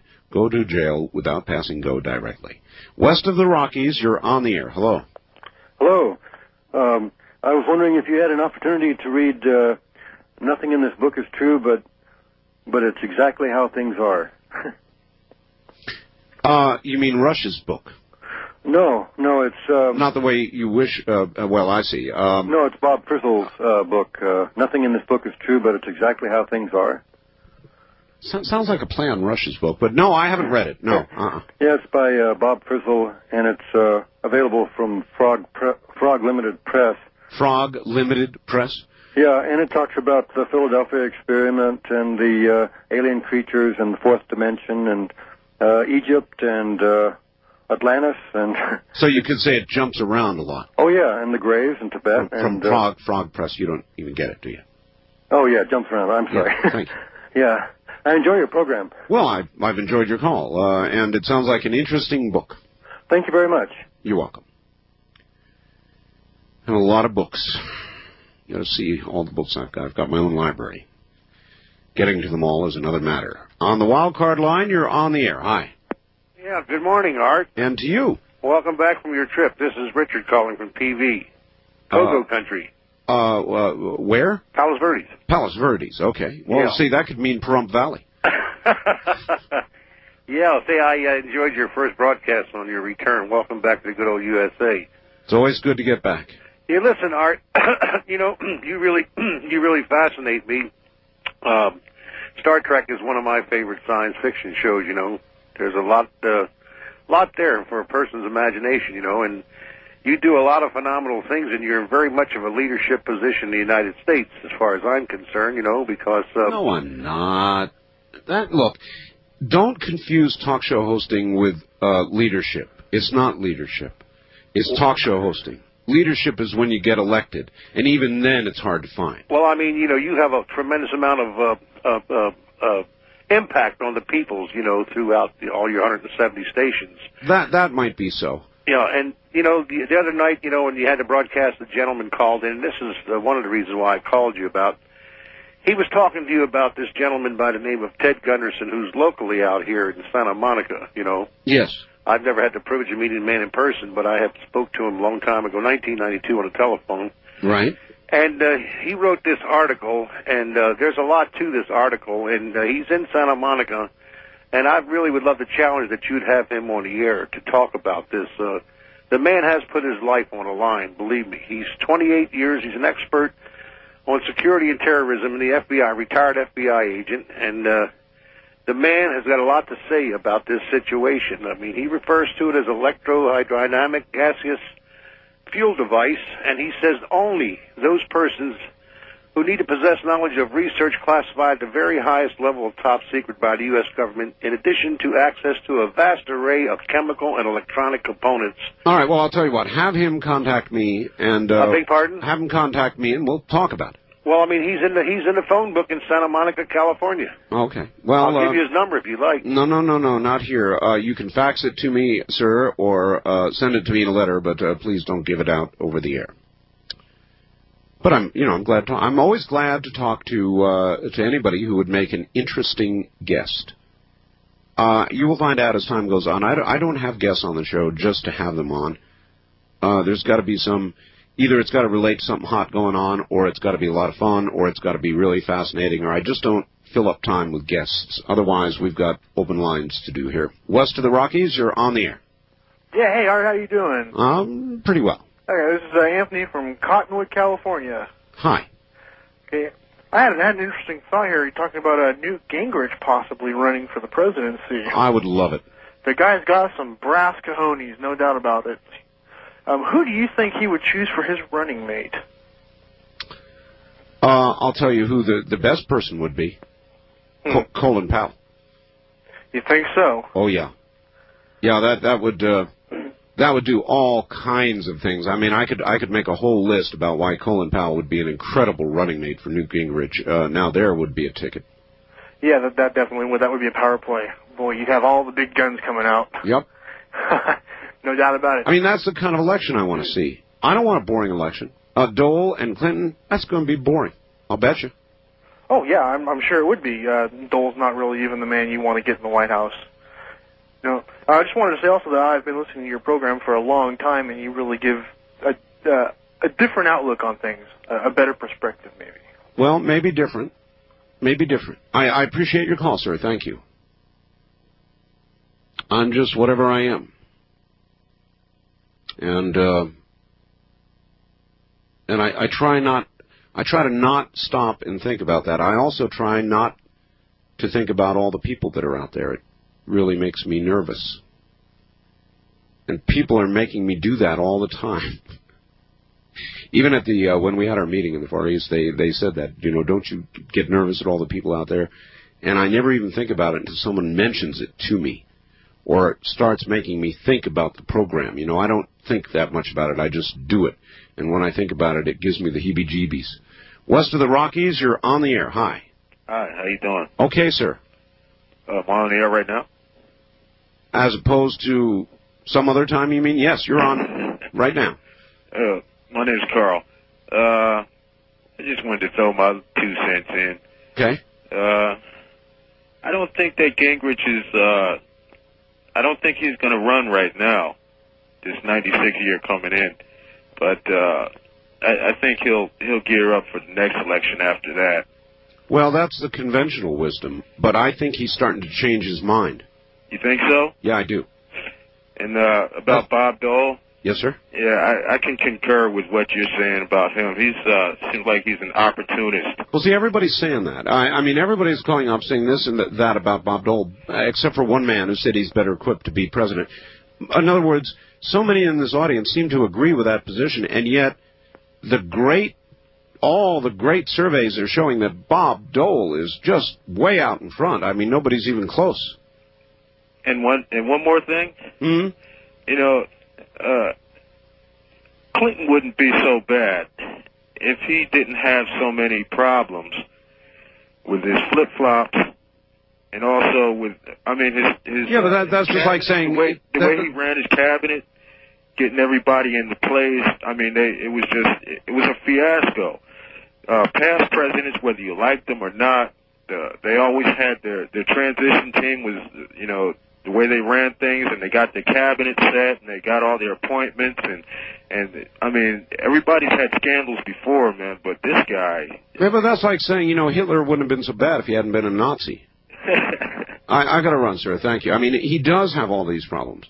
He's not a good leader, he says, after he cites one good act of leadership with regard to the Japanese sanctions. I think he had guts to do that. Now, you know, that's one issue Clinton does understand is trade. I'll give him that. But aside from that, I mean, this man is right. It has been a comedy of errors. Only they're not so comical because in a lot of cases they've resulted in people getting killed, like in Somalia. And now this whole scheme of his to get us involved in Bosnia. I mean, this one's really awful. So, yeah, it's like saying, you know, Hitler would have been so bad if he might have been an okay guy if he wasn't a Nazi. Well, he wasn't an okay guy. What he believed was not okay. And what this president apparently believes is not okay. Going into Bosnia right now is you know, I'm not an activist. You know me. I'll speak out on things, but I'm not really an activist, and I'd probably get activist if I saw ground troops going into Bosnia. That might activate me. It really might. I might get out and protest that. It's insane. Absolutely insane. You've got to have a reason to move the U.S. military, to send men to risk their lives. And going in to help the UN circle the wagons and get in more defensible positions to do a job they can't do anyway is no reason to send one person to die. No, sir. He better not send us. West of the Rockies, you're on the air. Hi. Art. That's me. Archie from Seattle. Yes, sir. Como. Huh? Como. Yeah, half and half. That's yeah, we got to switch over at, what is it, 1 o'clock? 1 a.m., yes. Yeah. I think we ought to be honest with the public about this baby Richard and baby Jessica case. How so? Well, in both cases, did the court require that the father release any kind of custody over the children before they placed them with the adoptive parents or people that were looking to adopt? Well, maybe not. Look, sir, I'm just saying that more and more now, it's not just those cases, but there are a lot of cases now in which parents are coming back and taking children from people who have been raising them for years and years. Yeah, well, that's what I'm saying. I think that the cases where people are coming back is the court has neglected to seek out the father and see what's going on there. Yeah. I think in both cases with baby Richard and baby Jessica, that was the case. And the guy came back 2 months after the kid had been placed for 2 months and said, hey, I didn't know the kid was alive. I got a different story. I'm here to claim my kid. I've got you. I know. But, I don't care. At some point, to me, a reasonable person says no matter the circumstance, when you take that child away after all these years, even if you've been sitting fighting in court, trying to get the thing done, at some point a reasonable person says, for the welfare of this child, it needs to remain with the people who are doing a great job raising it. Because the court screwed up. I don't think that's right. Well, they should get their act together, and then there wouldn't be so much hardship on these kids. Well, yeah, but that's the whole point. Yeah. The kids, sir, if they are really, really, and everybody always says it, the child has got to be the number one consideration. If that's the only consideration, then what should happen? The welfare of the child is what I'm talking about now. Not the parents that are or want to be. The welfare of the child. What's best for that child? Well, what would have been best would be for the court to act in a diligent manner when the biological parent came forward and said, yeah, but that's spilt legal renderings. In other words, you're right, of course, but it makes no difference. Oh, okay, let me leave it at that with you saying I'm right. I just have one other comment. And what's the significance of the 1979 penny? I don't know. It was a Monkey and the Wrench in Somewhere in Time. That's one of my favorite movies. Oh, of course. Thank you. Christopher Reeves. Somewhere in Time. The 79 penny. Yeah, God, what a movie. You know, Christopher Reeves, I think I've got a late story on him. He's in real trouble. And there was a movie he did called Somewhere in Time that has no equal in its category. It is the most romantic, even for a guy, the most romantic movie done about time travel ever made. So if you have not seen Somewhere in Time, go out and rent it. Go out and rent it. It's worth the money.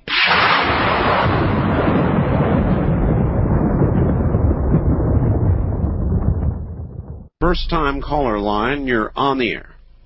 Oh, good morning, Mr. Bell. Hello. I'm surprised to get through so easily. Well, my name is Rob. I'm calling from the U.S. colony, Fairbanks, Alaska here. I'm listening to you on KFAR. The U.S. colony? Yeah. Well, kind of get that feeling up here sometimes. We've got 66% of our land is owned by the Fed, so... Well, look, I'm in Nevada. 90%. I can sympathize with you. 90% of our land's owned by the federal government.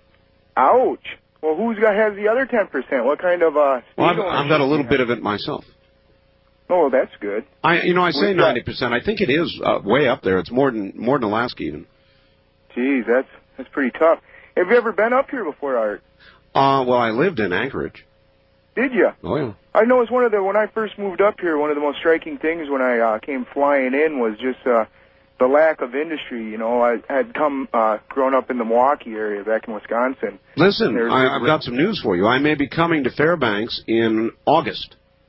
Oh, fantastic. That's a good time of year to come. Well, the days are still long. It's a wimpy time of year to come, and I wanted to come. I really wanted to come up to Fairbanks in January or February, but it didn't work out. I was ready to go. I bought my wife. As a matter of fact, I bought my wife a special coat, and then the whole deal fell apart. And so now they're saying August. I said, all right.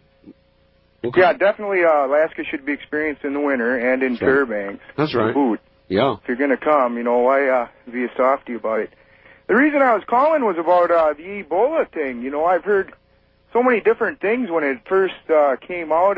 When the first time I heard the story, there was like 100 and some deaths, and then by the next day they had it down to like 40. Mm-hmm. And then at the end of last week, I just all reporting of any kind kind of dropped right off the end. I wonder if you had any news about what was going on over there. Well, maybe some of the people doing the counting are infected. Huh. That's a Weisenheimer remark, but and I appreciate the call, sir. Thank you. But the truth is, it's like a war zone. And any of the numbers coming out of Africa right now are just simply not to be trusted. As far as I'm concerned, what the CDC is telling us about Africa should not be trusted. It's now dropped out of the news. That doesn't necessarily mean a thing. What I'm saying is, don't believe them. This is one case where I truly believe that if there were serious news, not good, regarding Ebola, airborne, whatever, they would not tell us. They absolutely wouldn't tell us. So this is one case where you're going to have to rely on, to some degree, the press. If you begin hearing about a spread going very quickly, then for all they say, don't believe them, it's airborne. We don't have that yet, and maybe the whole thing is contained, but I'm not comfortable with what I'm hearing. East of the Rockies, you're on the air. Good morning, Mr. Bell. Hi. This is Mark from Oklahoma City, Oklahoma. Yes, sir. Been dialing so long I forgot what it was I wanted to talk about. That's bad. What are you in the mood for? Aliens, time travel, Bosnia, or family values? You know me. I can go in any of those directions. Okay, let me throw this question at you. I know you're interested in the ideas of time travel. Assuming that in the future or sometime in the near future, far future, someone does invent a time machine or time machines, wouldn't we be seeing these people pop up at historical events in the present to witness them? How do you know they don't? Well, in other words, as they have traveled in time, right? What gives you the idea they would be necessarily visible in this dimension to us at all? Yes, I can. Hi, Art. Yes. Cool. I've been I'm one of these people that like called and got in the first time. Yes. Yeah. Oh, I see. Where are you? I'm in Phoenix, Arizona. Phoenix, KFYI. Yeah. Okay, I, love to hate you. You know, I really love your show, really hate your politics. I see. Well, at least you listen. Oh, yeah, I went out and, registered to vote for the first time in 20 years the other day. Democrat. Really? Yeah. I did that? Yes, you did. You were totally responsible. For having I started listening to your show because my boyfriend's Republican, and we work nights in a factory. The both of you? Yeah. Mm-hmm. And he's Republican, and so he doesn't really listen to you that much anymore. But you do? Yes, I do. I'm not sure what all this is I love saying. your show. You really, like I say, it's kind of a dilemma. I'd love to hate you. Well, I can accept that. I can live with that. Cool, you know. But there's some Republican ideas I like. I like the death penalty, you know.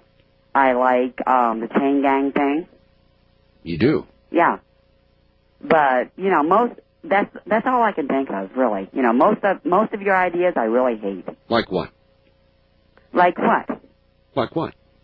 Like, the abortion thing. Abortion. Yeah. Okay. What is it you hate about my position on abortion is that I'm pro-birth control. You're pro-birth control. Mm-hmm. That's sort of okay. Is it? Sort of. You know, it's better than an abortion, huh? Isn't it? Well, I had an abortion once, 20 years ago. It's not something I'm real proud of. Well, then it's not something that'd be good, is it? No, it's not a good thing. So if you'd been taking birth control, you would have never had to make that decision, would you? Yeah, you're right. You're right, but, you know, young people don't want to go on a drugstore and ask for, contraceptives, you know. Well, that was then. This is now. When I was young people didn't want to go do that. That's true. And I'm sure that's true of you, too. It really is true. It would be a big embarrassment to go into a drugstore and ask for a condom. Especially for a girl, 20 years ago. Especially. No, I understand that. All right. Well, thank you. That was a good call. I think the decision should be avoided completely. I mean, it's an outrage. Having, 1.5 or 6 million abortions a year in this country now? That's awful. I don't really even care which side of the argument you're on. It's awful. You've got to admit that's awful. And the one way to prevent it is to prevent the decision. Now, this is not 20 or 30 years ago. This is now, and birth control is not a big deal to talk about, and it sure isn't a big deal to ask about. And that ought to be the answer. So that really is, but basically, yeah, I'm pro-life. I don't like abortion. I'll tell you, I don't like abortion. Just like that lady said, she had one. She's not proud of it, not happy about it. Would it not have been better for her not to have even had to contemplate that decision? Of course. Wildcard line, you're on the air. Hello. Good morning, Art. This is Ken calling from KVI territory. From where? Oh, KVI? Yeah, KVI. Except up here in Seattle, Washington. I'm not on KVI now. You know, that's one thing I don't understand. Some mornings, it seems like every other day you're on KVI, and then you're on Coma. Then you're on KVI, then you're on Coma. Oh, now you're mixing me up. See, I thought we were on KVI until 1 o'clock in the morning, and then after 1, we're on Coma. Maybe you are, because sometimes I listen to you at some different times. Sometimes I listen to you earlier. Sometimes I listen to you later in the evening, depending on when I finish my homework. Well, then that's your answer. A quick question. You said you worked in cable. Yes. What exactly did you do in cable? I worked for the Times Mirror Corporation, which initially was Times Mirror, and in Las Vegas, and I, with a very good friend of mine, built all the what's called the head end, the microwave gear, the satellite reception gear, the channel processors, the scrambling, you name it. I did all of that. I built all that, and then ran that department for about 5 years. Yeah, I worked for a cable company by the name of Cable Plus. I was what's called a head end tech. Yeah, I worked for Cable Plus. That's established out here. Its home office is in Bellevue, Washington. We do have quite a few apartment complexes that we service down there in Las Vegas. Second question I have for you is what does your education consist of? Just out of curiosity. My education consists of high school and a couple of years of college. Oh, so you went to like a junior college and received a AA? University of Maryland. Oh, really? Mm-hmm. I was always curious about that. Okay, Art. Well, you have a good morning. Thank you. Thank you. See you later. Let's see. Going here. West of the Rockies, you're on the air. Good morning. Good morning. Hello. I'm calling from KENI up here in Anchorage. Anchorage, Alaska. Land of the midnight sun. Right, and it's still rather light outside here. Not quite like Fairbanks where you'll be going, but... let's see. What time is it up there now? Right now it's 2:40. 2:40 in the morning, and sun just kind of gets real low, and goes beyond the horizon, but the light effect's still here. I wonder. Hey, I wonder. Do you think the sun is still up in Fairbanks? Yeah, the summer solstice is, I think, June 27th. Yeah, that's right. We're getting close. I wanted to take you to task a little bit about your treatment of Senator Dole. Okay. In the first instant, you characterized him, as simply a politician letting loose with a barrage for political reasons. Yes, I did. And you took position on that, which I can't fault you for because it's more interesting when you do have a bias there. However, it's like you should allow the person to make a statement and then judge it before you characterize it to begin with, like but he has willing suspension of disbelief. Yes, sir, but the man, of course, excuse me? Yes, sir, but he has already made a statement. He made it yesterday. Right. Well, he has declared his presidential intentions, and he's gave the speech as the presidential candidate.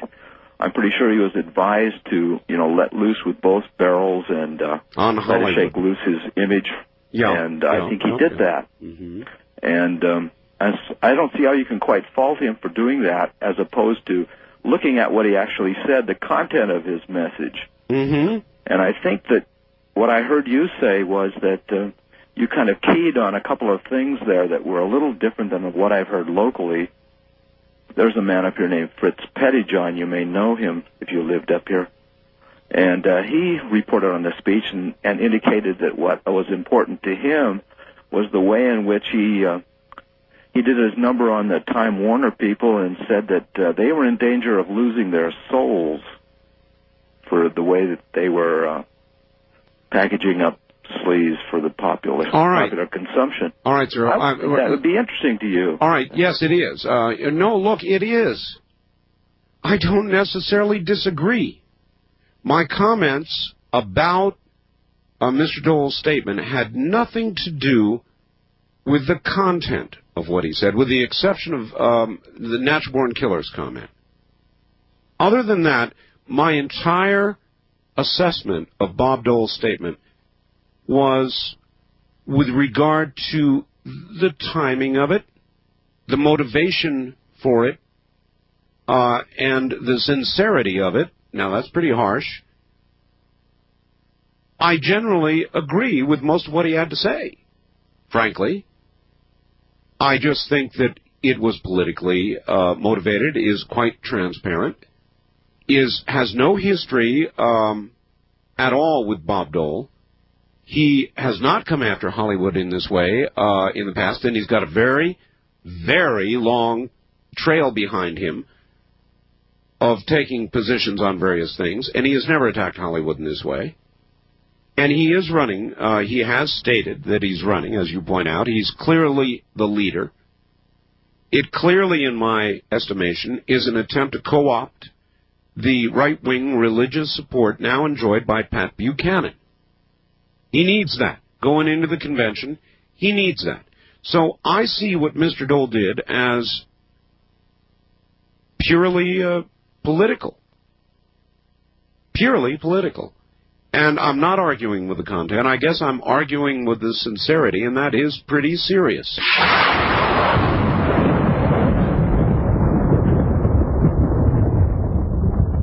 On the wild card line, you're on the air. Oh, yes. Hi, Art. Welcome back. Thank you. I have a suggestion about opposing Clinton. I don't know if you want to hear this or not, but I suggest, how about Rush? Rush Limbaugh. Yeah. You know, it's interesting you should say that. I have heard some rumors about that. Have you been hearing that? No. He was actually mentioned. Maybe it was. I'm sorry. I see so many news programs and talk programs, but there was a semi-serious suggestion mentioning Rush as a candidate. Yeah, because he knows all about Clinton. He definitely run a hell of a campaign against Clinton. No question about that. I call him Clinkhead. Isn't that awful? Well, yeah, it is sort of. We should have.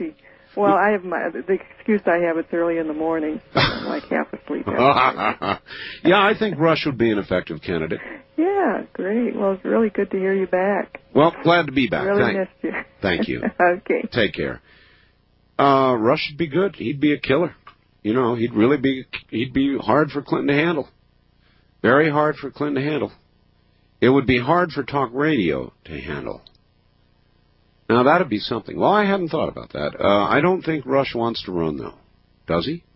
Have any of the rest of you heard any suggestions? I have on a couple of shows. I'm trying to recall, and it just won't come to me what it was. Wildcard line, you're on the air. Yeah, hi, Art.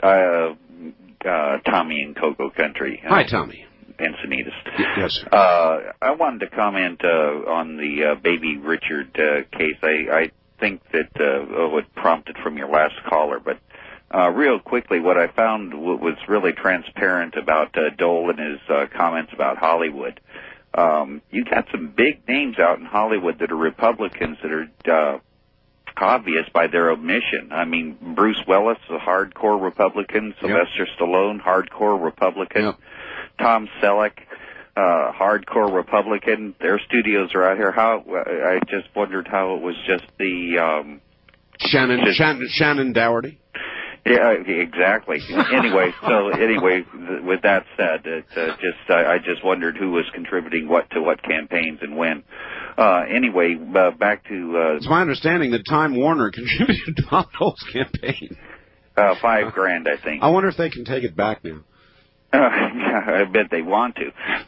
Anyway, with the Baby Richard thing, I don't think that I was you were out of the country when that was picking up a lot of heat, and there was a lot of rallies about it. But to the caller that called up talking about law, imagine they can put NAFTA on a fast track, but they can't figure out a way to resolve an adoption on a fast track. Is rather peculiar. But in the dissenting opinion of it was a 5-4 decision, and one of the dissenting judges, I don't know the name, wrote in his opinion that the decision to turn Baby Richard back to the biological father was unconscionable. That's real strong language for one justice to put in. Well, I agree with that decision, sir. Thank you. And look, the caller was suggesting that this decision to turn the child back was justified based on the court having screwed up.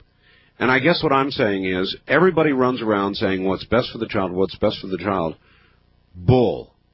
They're not, that kind of attitude is not what's best for the child. What's best for the child is that if it is and has been in a loving home for many years, it's best for the child not to take it out of that home.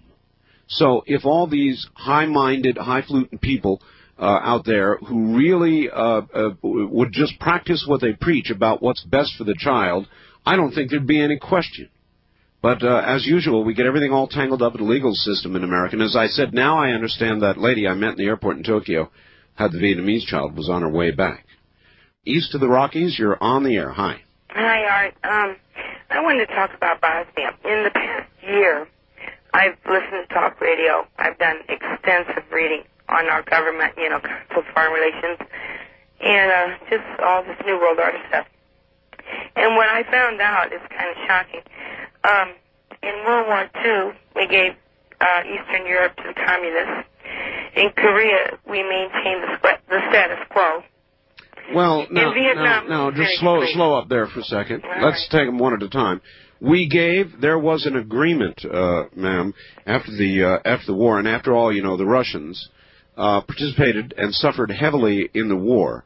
On the same side we fought on, and so there was an agreement, and yes, I believe the agreement was that the Russians would fight if they got Eastern Europe. That's what I'm reading it. Well, in Korea, we maintained status quo. Yeah. Vietnam, we surrendered the whole of Vietnam to communists. Yeah. We've propped up communist dictators all over the world, and we've deserted freedom-loving people. So my question is, whose side are our military dying for?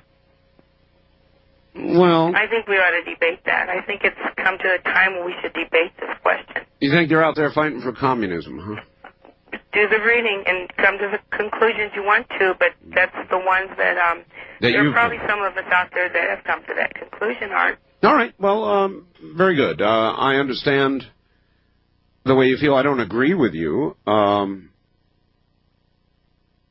I don't think we're out there fighting for communism. I think right now what we're doing is just plain stupid. I think it probably is connected to internationalism, not communism. That's totally failed. Communism's on the way out. Is full capitalism on the way in? No. Are we moving toward a more socialist nation? Sure, we are. As what used to be communist is moving to a more capitalist place. These are just facts. I don't even think that's disputable. Wildcard line, you're on the air. Hi. Good morning, Art. I'm calling from Orange, going into the little bit of Reddish County here. Do you know much about the Great Seal of the President of the United States? I've seen it many times. Do you know on the back of that seal there's the pyramid that we normally see on the back of the dollar bill? Yes.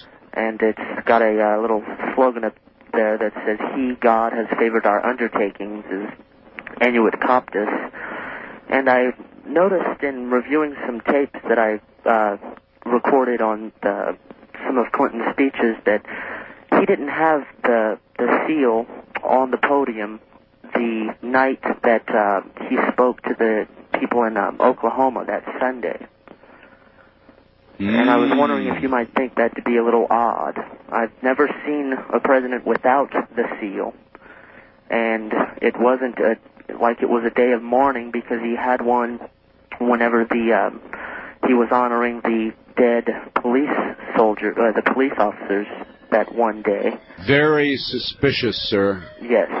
All right, well, I thank you for that observation, and I'll have to review some videotape. West of the Rockies, you're on the air very quickly here.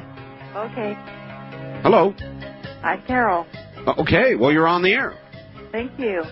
I have a comment to make about Pope Paul John II and his June the 5th prediction. Yes, I would like to say that in the early 1900s, a Mormon president predicted that man would never land on the moon without the world being destroyed first. Right. So because of that prediction, I consider Pope John Paul's prediction to be nuts. Yeah, it might be. The whole thing might be made up. I have no way of knowing. All I did was read it. Everybody wanted to hear it. We're close to the date, and so I thought it would be appropriate to do so. And it may be totally nuts. Who knows about these things? Who knows? Of course, June 5th's coming up pretty quickly, so we'll find out, won't we? I'm sorry, that's all the time there is. We're ruled by the clock. I think I've got an interview coming up on KFYI in about an hour or so. We'll see. Otherwise, see you tomorrow morning at about the same time, eh? Good night.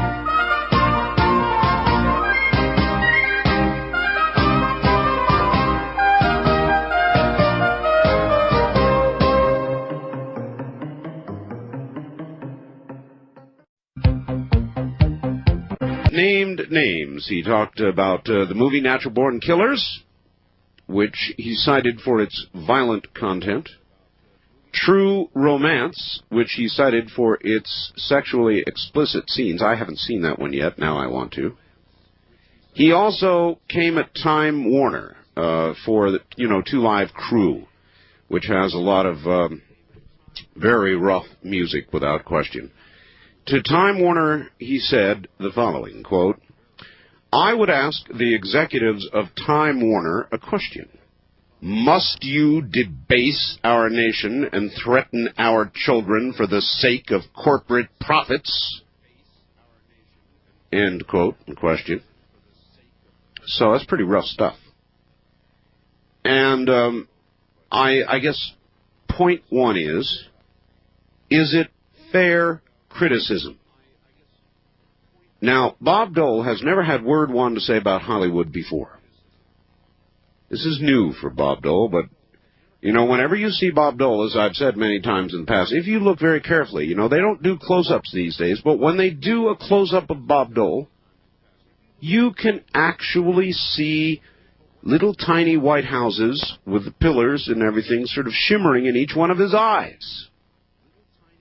So it's a natural question to ask whether, since he's not come out with this kind of a blast against Hollywood before, whether this is a political tip-o-de hat to the religious right. In other words, is it just political, and where does it lead? I mean, what do people want? Censorship, or what? Now, interestingly, I've seen Natural Born Killers. And I think I said this over the last couple of nights, because there were indications he was going to name this movie, and he has. And I think it's a very poor example. There's a lot of violence in Natural Born Killers. Ooh, it's a very violent movie. But it's violent with... in other words, it had, I thought, great production value. It was violent in the genre of Clockwork Orange. That kind of a presentation. There was talent involved in the way that the story was woven. And I don't think it was a good example. I mean, I've seen a lot of movies with gratuitous violence that I would have listed before Natural Born Killers. Now, Natural Born Killers sounds good because it's got a title, sounds like it's just nothing but violence. Norman Lear said the following: Hollywood, in its presentation of violence, and this is really, I guess I should preface this statement.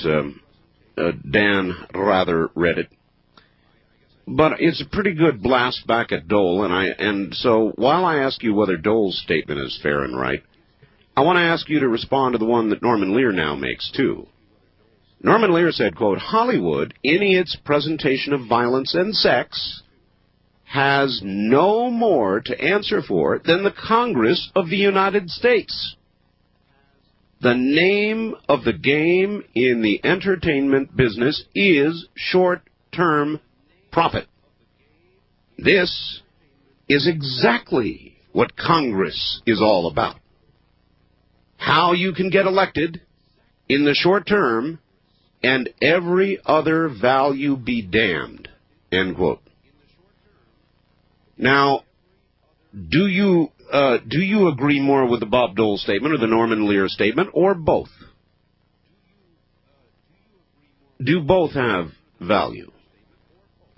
Or do both of them lack value and scream politics?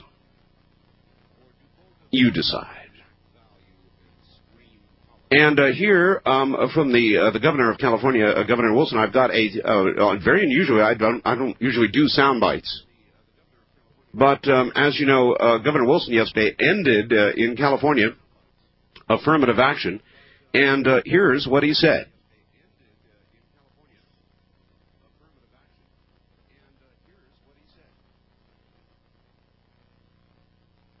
All I've got to say is, boy, a few more sound bites like that, and I might have to vote for the guy myself.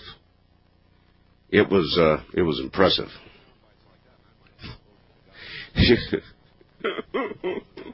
I shake up the board ops out there.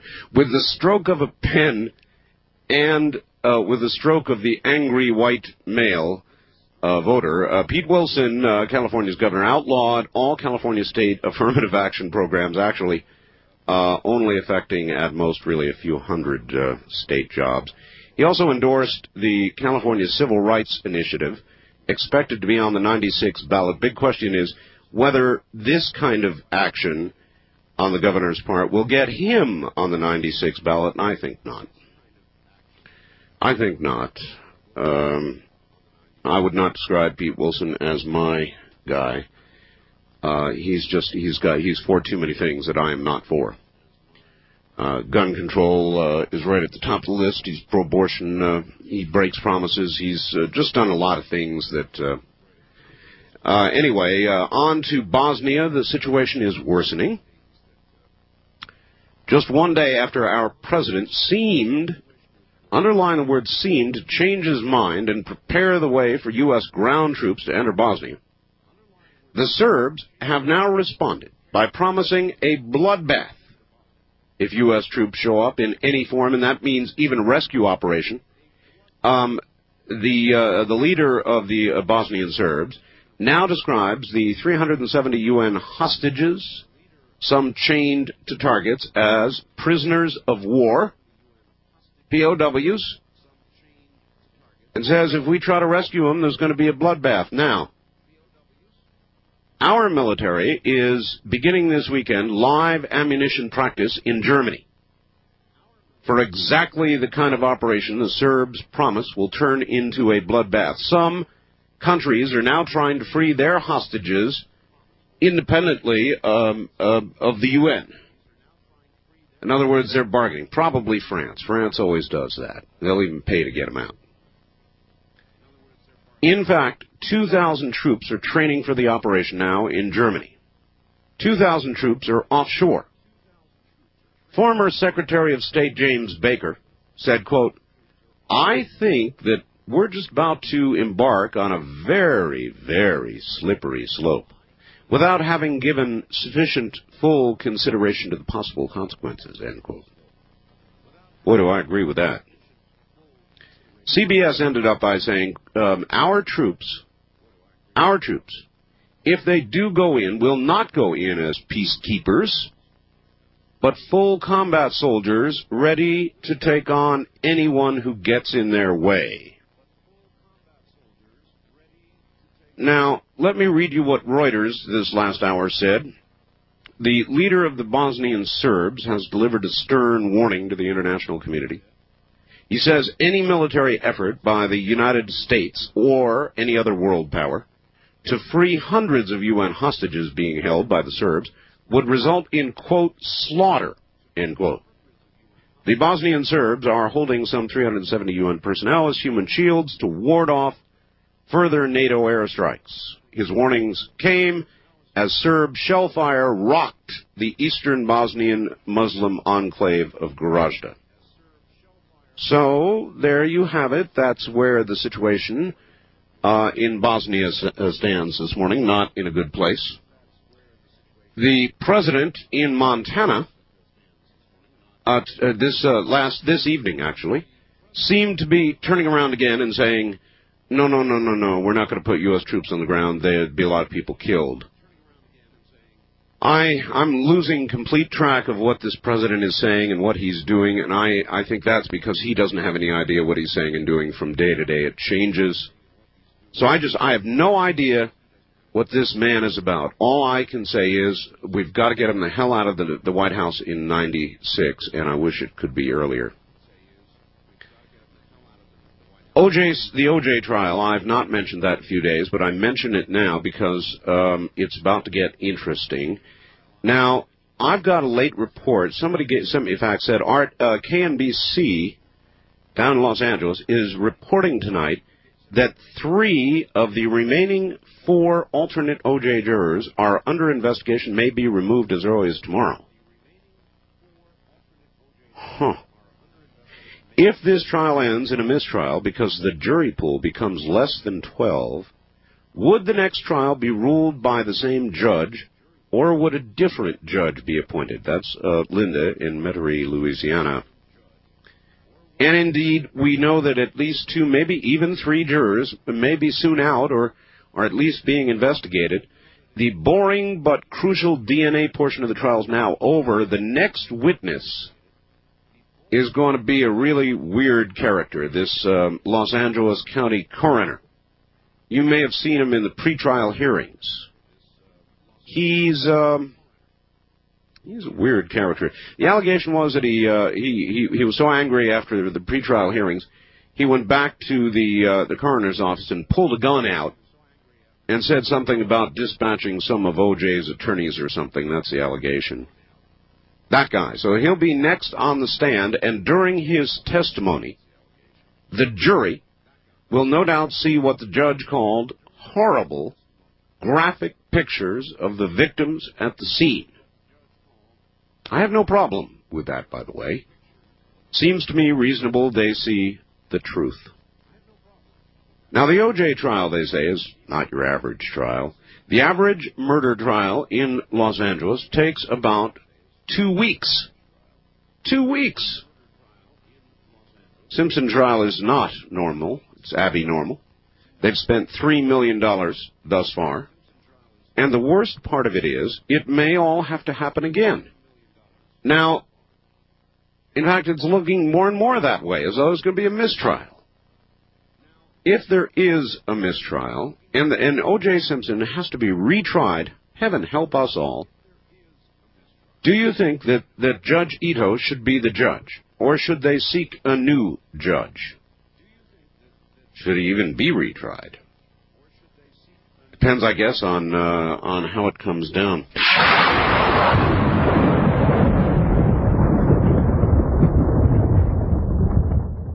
When I was in the Orient, it was in the airport, I believe at Tokyo, yes, in Tokyo.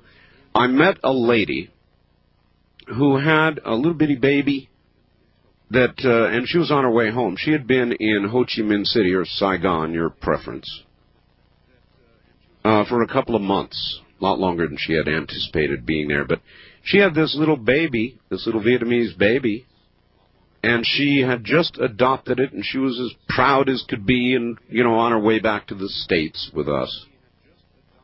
And I didn't say anything, of course, but I thought at the time, now, why is this woman coming all the way to Ho Chi Minh City to adopt a child when there are so many American children that need adoption?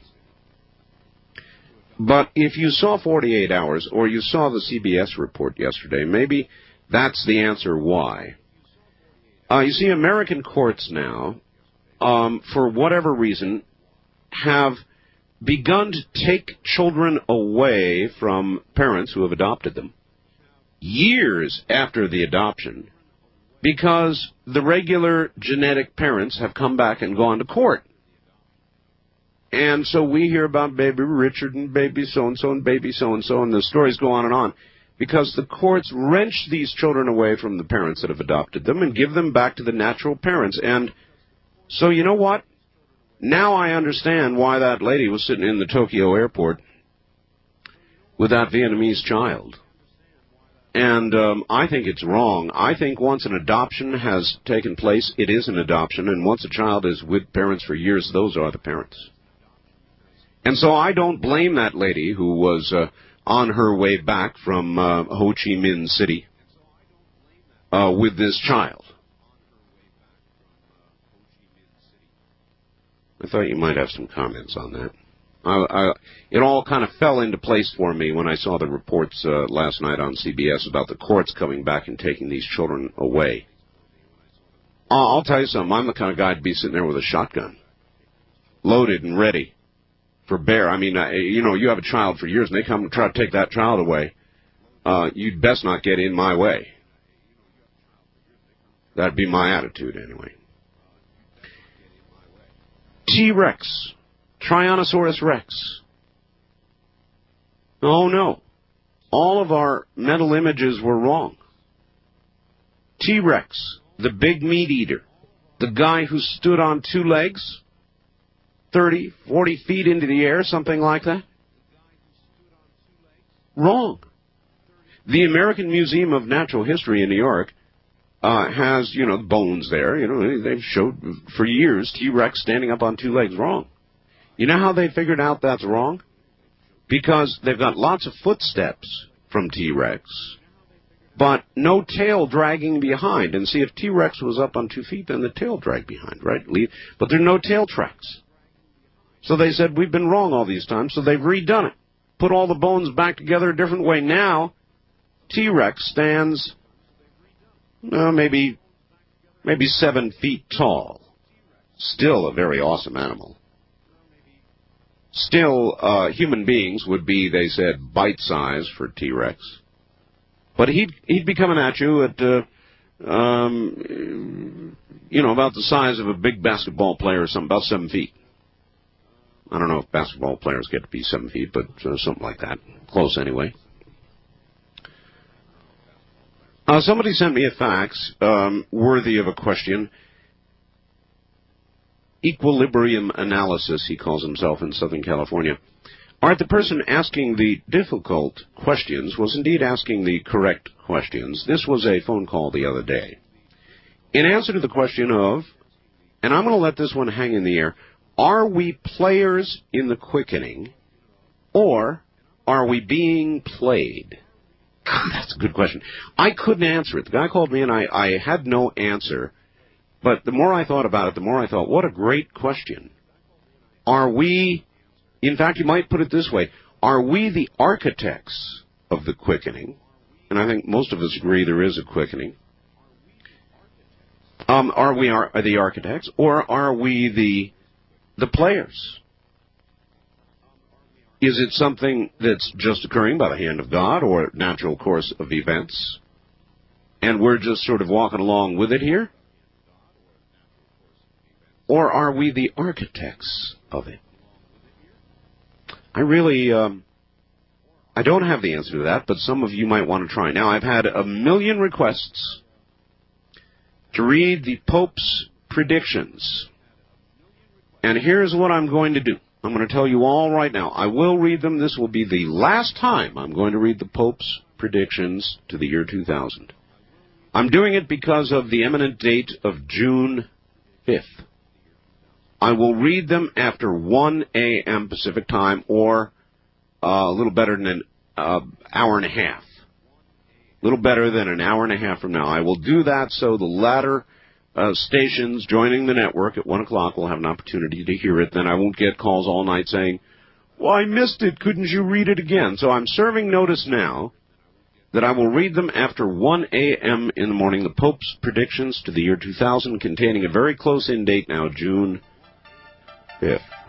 What is today? Anyway, it's the 1st? Yeah, it is the 1st, and after midnight, the 2nd. So we're close. You're listening to Art Bell Somewhere in Time on Premier Radio Networks. Tonight, an encore presentation of Coast to Coast AM from June 1st, 1995.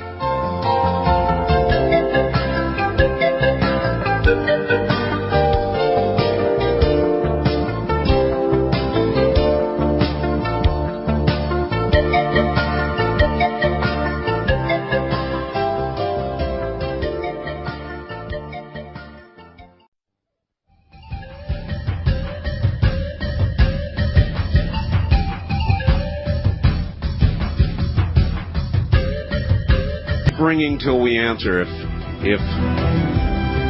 the phone company disconnects you, curse them and their relatives forever, and then pick up the telephone. Boy, that was abrupt. And then pick up the telephone and try again. Just remember, when you put a curse on the phone company, try to eliminate Art Bell. I mean, if you mention Bell, try to leave the Art part out. East of the Rockies, the number is 1-800-825-5033.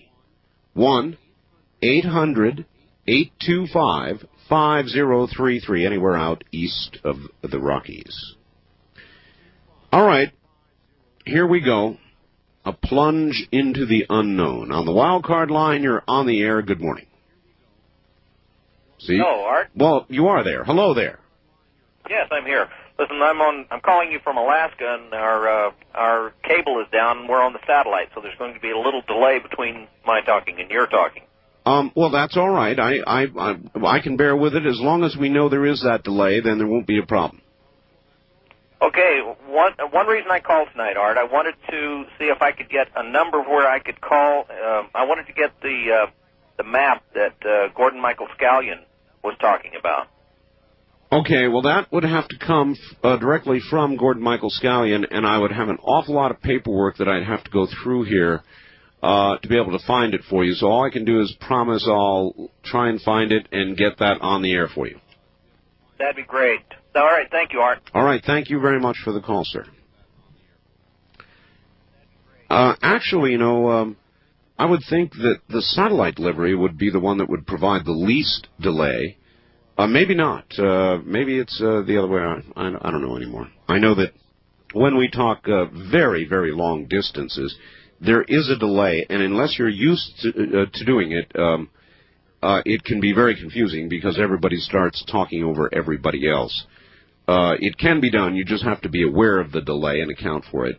East of the Rockies, you are on the air. Good morning. Good morning, Art. Libertarian Nationalist, Aurora, Colorado. Yes, sir. How'd your vacation go, my friend? It was wonderful. Well, that's great. I'm glad you're back safe and sound after venturing into Chi-Com land. I sure did.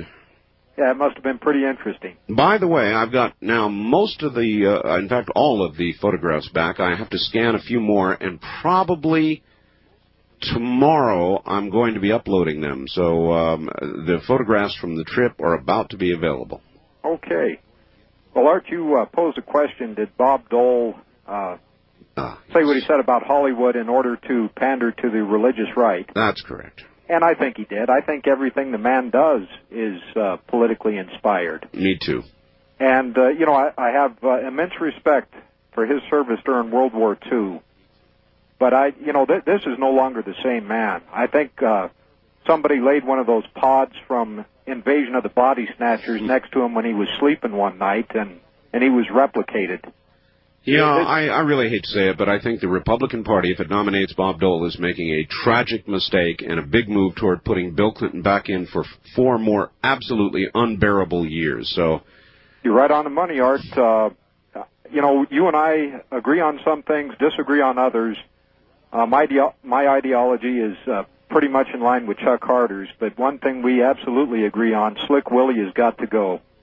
Well, at least there's some common ground. You bet, buddy. Right. Thank you very much. In your case, I imagine you would think that a black helicopter possibly might take him away instead of the voters. West of the Rockies, you're on the air. Good morning. Yeah, I just want to say I agree with the last caller there. I think Bob Dole is definitely pandering to the right. And specifically, I'm wondering why he didn't mention, like, Die Hard 3 or say, Married with Children or Melrose Place or anything having to do with, what's his name? I like Married with Children. Yeah, I know, I'm saying, but when could it have something to do with the fact that all of those are, in one way or another, connected to our good friend Rupert Murdoch? I mean, I hadn't thought of that aspect of it. Yeah, I mean, I'll look at Arnold Schwarzenegger movies, and it's all the same thing. I mean, come on. Well, yeah, are you? Would you classify? You know what I want to hear? I want to hear from somebody actually in the religious right. Would that be you? No. I wonder what they would have to say. I mean, obviously his words were designed to please them. Yeah. I just wonder if people on the religious right, and I've got plenty of listeners in that category, saw through what he said and see it as a political statement, not necessarily a statement of real belief. Yeah, I don't think they could be that stupid, basically, you know what I'm saying? Because if he were really genuinely concerned, he'd be blasting all of them, not just the ones that are coming from the so-called liberals like Oliver Stone and all that, Did you hear Norman Lear's statement? Yeah, I didn't quite get what he was saying, though, but I... All right, well, let me give it to you again. See if you absorb this. Hollywood, in its presentation of violence and sex, has no more to answer for than the Congress of the United States. The name of the game in the entertainment business is short-term profit. This is exactly what Congress is all about. Mm-hmm. How you can get elected in the short term and every other value be damned. Exactly. Yeah, I think it makes a lot of sense. Yeah, I thought so too. All right, well, thanks a lot. Thank you very much for the call, sir. I really thought both statements. I mean, look, in a sense, I've complained about television as well. To me, it's television. I worry a lot more about television, and specifically, I'm referring to programs that are on during the hours that children, so many latchkey kids, they come home at, 2:30, 3 o'clock, whenever. The television goes on, and whatever's there is there. Now, if we want to do something about this, it seems to me, number one, we delineate between adults and children. I watched Natural Born Killers. Besides having production values, it did not for 1 second cause me to want to go out and kill a bunch of people. Not even for a second. But I am an adult with a mind such as it is, formed already. And I can accept and assimilate this material and properly classify it. I've always been of the view that children are not necessarily in that category.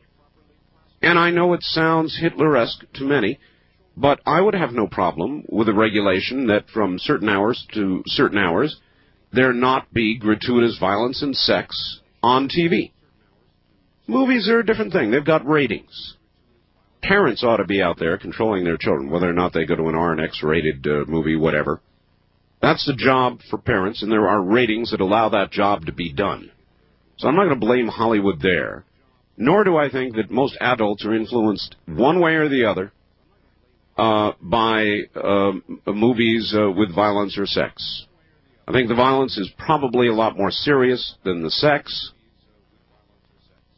But I think Bob Dole's statement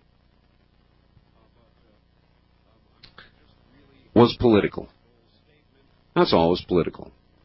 And I'll bet you that the people on the religious right that comment this morning, and we're going to get them, if I had to lay my money, I'd say that they too, even though they obviously will no doubt agree with most of what he said, can see why he did it. East of the Rockies, you're on the air. Hi. Hi, Art. I'm calling from Leesville, Missouri, listening to KCMO Radio. Oh, the big KCMO, Kansas City. Yes, sir. By the way, I think with Bruce Willis in Die Hard 3, Bruce is a conservative, so...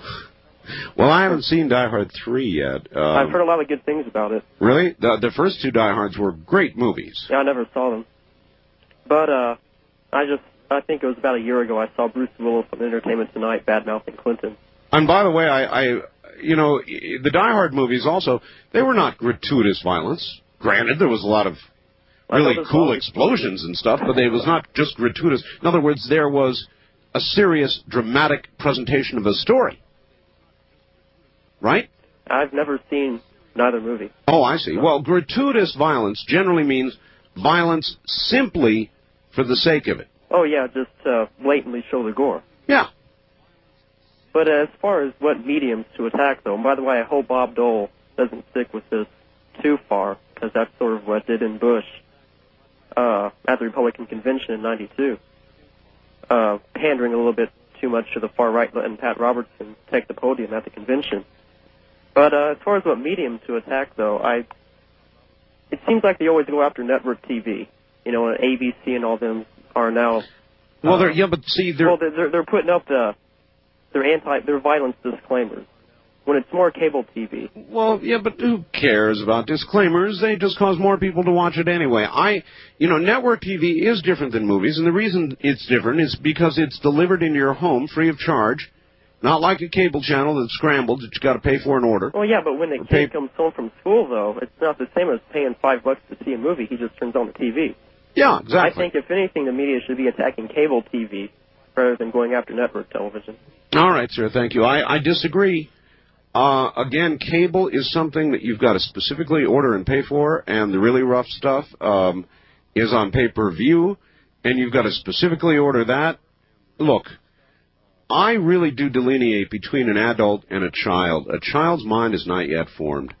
When it comes to children, I begin to bend, and I say, look, let's not fill up their little heads with all of this. There's no reason to do that during certain hours. We can just keep it off the television set. If adults want violence or sex as entertainment, God knows there's enough of it out there. God does know, by the way. There's enough of it out there. You can go rent it, whatever. Married with Children. Interesting case. A lot of people think of it as extremely anti-family, anti-moral, anti-everything that is American, but you know, it is not presented as a serious presentation of any sort of American value. It is presented as a comedy. And I might add, it's incredibly funny. I really love that show. It's one of my favorite shows, Married with Children. But I'm able to assimilate it and laugh at it, and not for 1 second do I begin to emulate it or consider that it is any sort of serious presentation or anything else. It's just a comedy, an irreverent comedy, kind of in the spirit of and an extension of Archie Bunker. I think it's a riot. I mean, I've seen some of the funniest programs I've ever seen. Comedies are Married with Children. I know a lot of people think it's absolutely disgusting. I don't. I think it's funny. West of the Rockies, you're on the air. Hi. Hi. Is this Pahrump? Pahrump. Yes, Pahrump. Bump. Okay. May I ask you a few questions, sir? Well, I don't know. How many do you have in mind? 2. 2. 2 will be okay. Okay. First of all, I'm calling from the westernmost state of the Union, California. Yes, sir. This is the Anarchist. Oh, yes. Uh-huh. Now, may I ask you, you used to have a caller purporting to be a neo-Nazi, and he used the name that started with a P. What is that name? Or was that name? Do you remember? Now that you've asked me, it blew right out of my head. Okay. Anyway, I know who you're talking about. You also have a caller called Charlie from the liberal from California. Yeah. He calls other stations, and he uses a name that starts with an E. What is that name? Eric. Okay. Yeah. When you went into mainland China, what'd you do with Art Bell? Where's Art Bell? Well, you call me running dog. Where's Art Bell? He's up now in Beijing being held. And who are you? Well, if I told you that, there'd be no mystery at all, would there? How about Pablo? Why don't you ask Pablo? That's Pablo. That's it, Pablo. Yeah, that's it. That's Pablo. Where's Art Bell? I want Art Bell back. He's in Beijing. Yeah, you bet he is. Bye. Goodbye. East of the Rockies, you're on the air. Good morning. Yes, Joe in Wichita Falls, Texas. Hi, Joe. How you doing? I guess I'm one of those right-wing religious wackos. Oh, good. And there's nothing that I think Bob Dole can say that would bring us aboard. I believe that Pat Buchanan's probably our man. I would think so. And as far as there's something about when Pat Buchanan says it, somehow you know he means it. When Bob Dole says it, all you see are the little white houses getting a little brighter. Oh yes, and George Bush got fired because of about the taxes thing, not because of pandering to the religious right. Yeah, of course that's right. Mainly for 2 things got George Bush fired. 1, his broken tax promise, and 2, his absolutely ineffective, ridiculous, looking like he meant to lose campaign. Well, if you don't try, he didn't try. That's because I think that I think he figured that it was a lost cause from the beginning because the people that voted in a primary for Pat weren't going to vote for him in the general. Period. They were going to Perot. That's right. I believe that's right. Mm-hmm. All right, sir. Thank you. Though again, all the surveys show that if you took the Perot vote, such as it was, and split it, it would have about evenly gone to Bush and Clinton. Now, that's a fact, and that's a result of a lot of surveys. So it may well have been that Clinton would have won anyway. I'm sorry, but the more I think about it, the more I think that Bob Dole is not the man to beat Bill Clinton, and if he is the nominee, we're in trouble. We're really in trouble. I maybe in the end I'll change, and if it's the only choice, I'm sure I'll get behind Bob Dole versus Bill Clinton if those are the only choices. But I won't be a happy camper.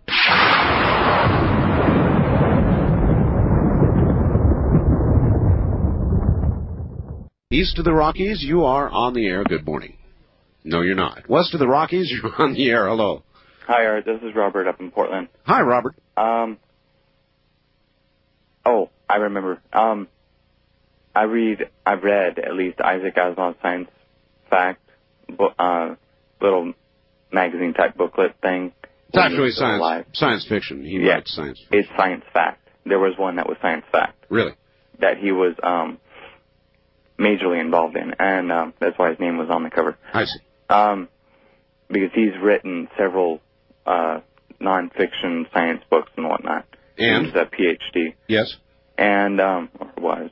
And, well, in one of them, in the very back, there was a graph that he had found that a guy had plotted out. This goes to the quickening, sort of, that in all business troughs, major wars had occurred.